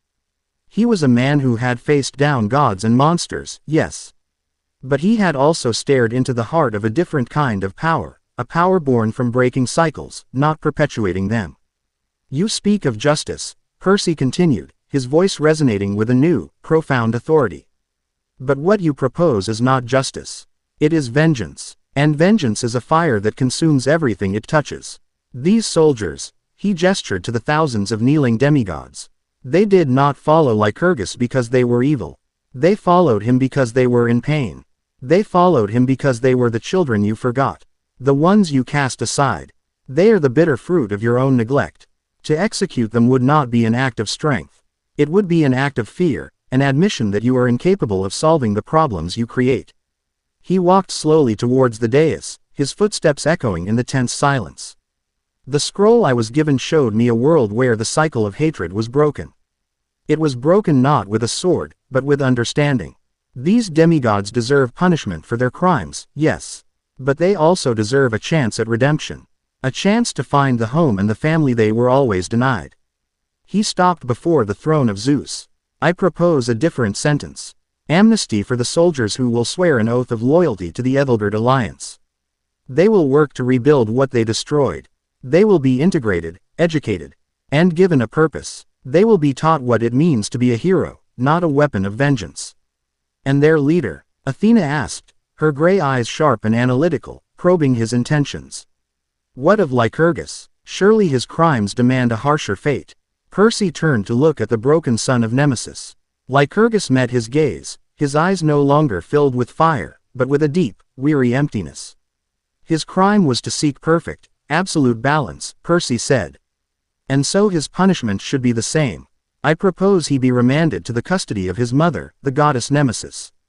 Let her, the arbiter of divine retribution and righteous balance, be the one to mete out his justice. Let him spend his eternity contemplating the very ideal he so terribly perverted. It was a radical proposal. It was an act of mercy, of wisdom, of a political genius that stunned the entire Olympian Council. It was not the plea of a hero. It was the decree of a statesman. Zeus sputtered, speechless with rage at the sheer audacity, but Percy was no longer just addressing him. He was addressing all of them.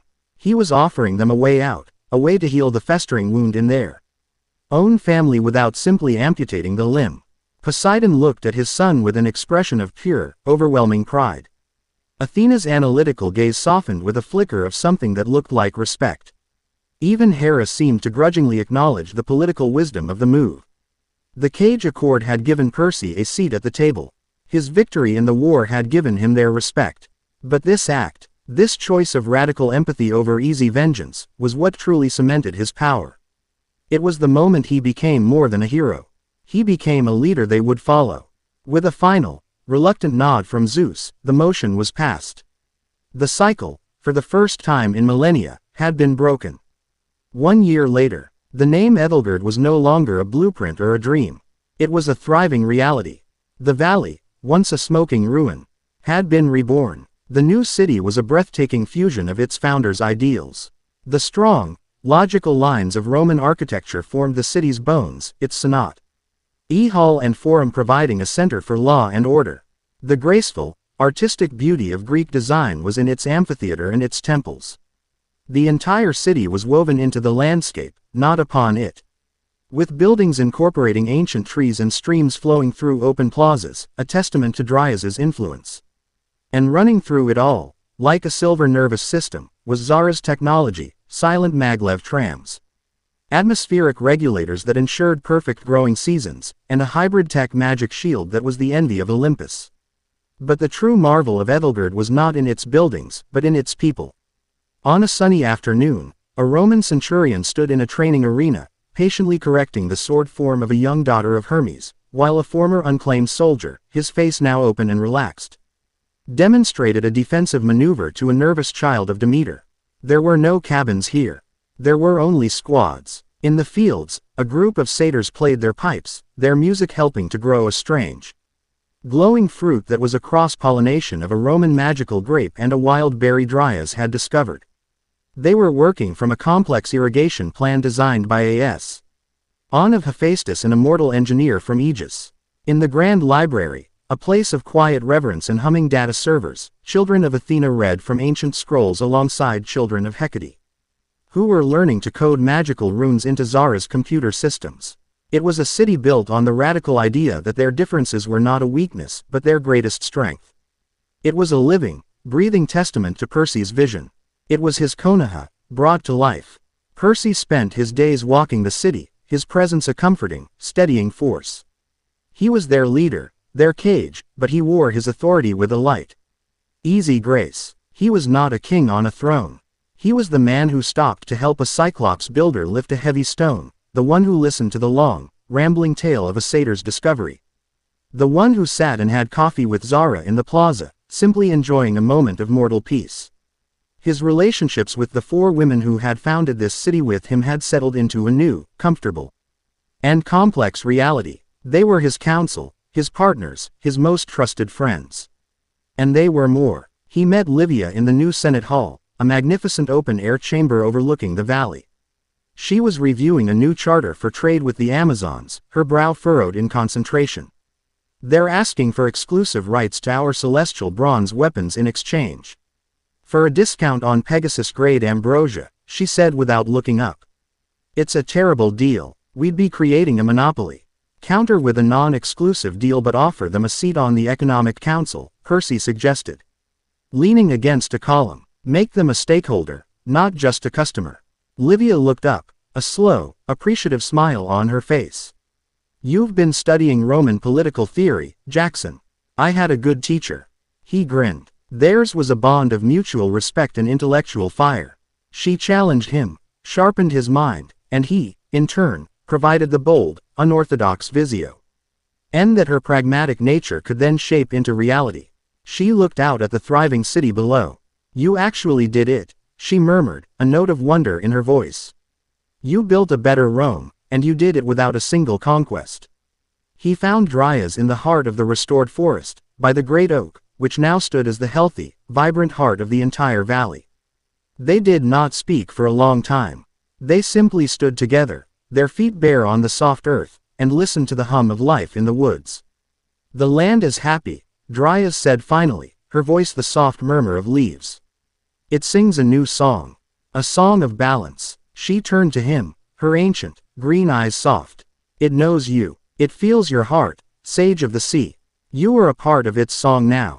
Her hand rested briefly on his arm, and he felt the deep, steady, unconditional strength of the earth itself flow into him. Theirs was a primal connection, a bond that existed beyond words, in the shared language of tides and seasons.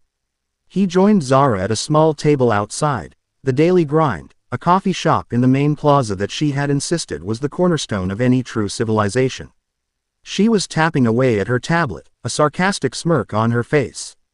"Problem?" he asked, taking a sip of the mortal-style coffee he had come to love. Just going over the maintenance logs for the primary ward, she said. The he-faced kids tried to integrate a dragon fire forge directly into the power grid again. Nearly melted half the city's data conduits. I swear, trying to get demigods to follow standard safety protocol. Is like trying to teach a hellhound to fetch. He laughed. Their time together was his anchor to the world he had fought to protect. She kept him grounded, her cynical wit a perfect foil for his earnest idealism. She looked at him over the rim of her coffee cup, her dark eyes appraising him. You know, she said, for a living natural disaster who can talk to fish, you're surprisingly not a complete egomaniac. She paused, taking a deliberate sip. It's your most impressive quality. It was the closest Zara al-Jamil would ever get to a declaration of love, and he understood it perfectly. He found Cassia in the quiet solitude of the Grand Library, a place she had designed to be a physical echo of Hecate's sanctum.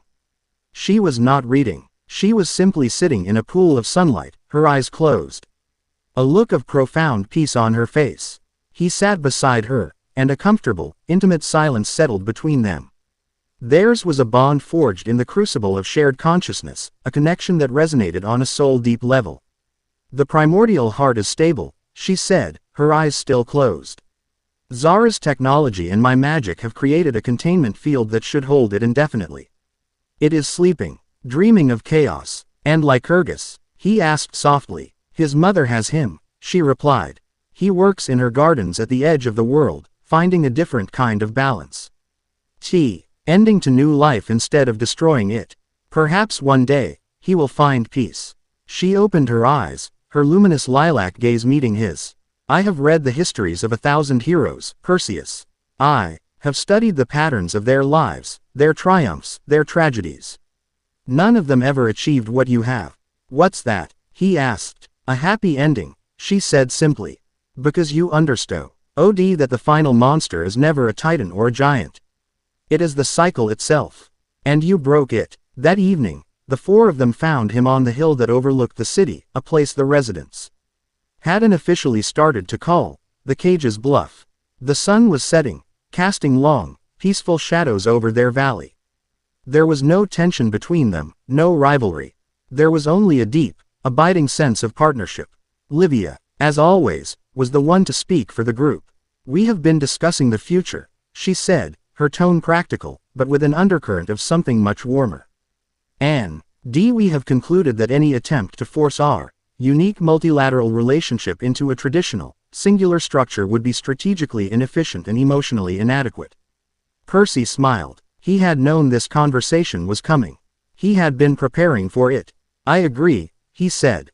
He looked at each of them, his heart full. He saw Livia, the brilliant stateswoman who was his partner in building a nation. He saw Dryas, the wild, beautiful spirit who was his connection to the soul of the world. He saw Zara, the sharp, grounded genius who was his anchor to his own humanity. He saw Cassia, the quiet, powerful mystic who was his partner in magic and soul. To choose one would be to diminish himself, to deny the very parts of him that they had each helped to awaken and nurture. I once saw a hero who loved his entire village, he said, his voice quiet and full of emotion. He taught me that a heart can be much bigger than we're told it should be. The city we've built is founded on the idea that different strengths, when brought together, create an unbreakable whole. I believe the same is true for us. He met their eyes, one by one, offering them the only thing he had, the honest, unvarnished truth. I can't offer any of you a normal life, or a simple one. All I can offer is a shared future. A partnership, built on the same things we built this city on. Honesty, absolute respect. And the freedom to define our own path, together. It was not a question. It was a statement of fact. A new social contract for a new world. And in the quiet, perfect peace of the twilight, they each, in their own way, accepted. Percy stood alone on the bluff long after they had gone, the lights of Ethelbert twinkling to life below.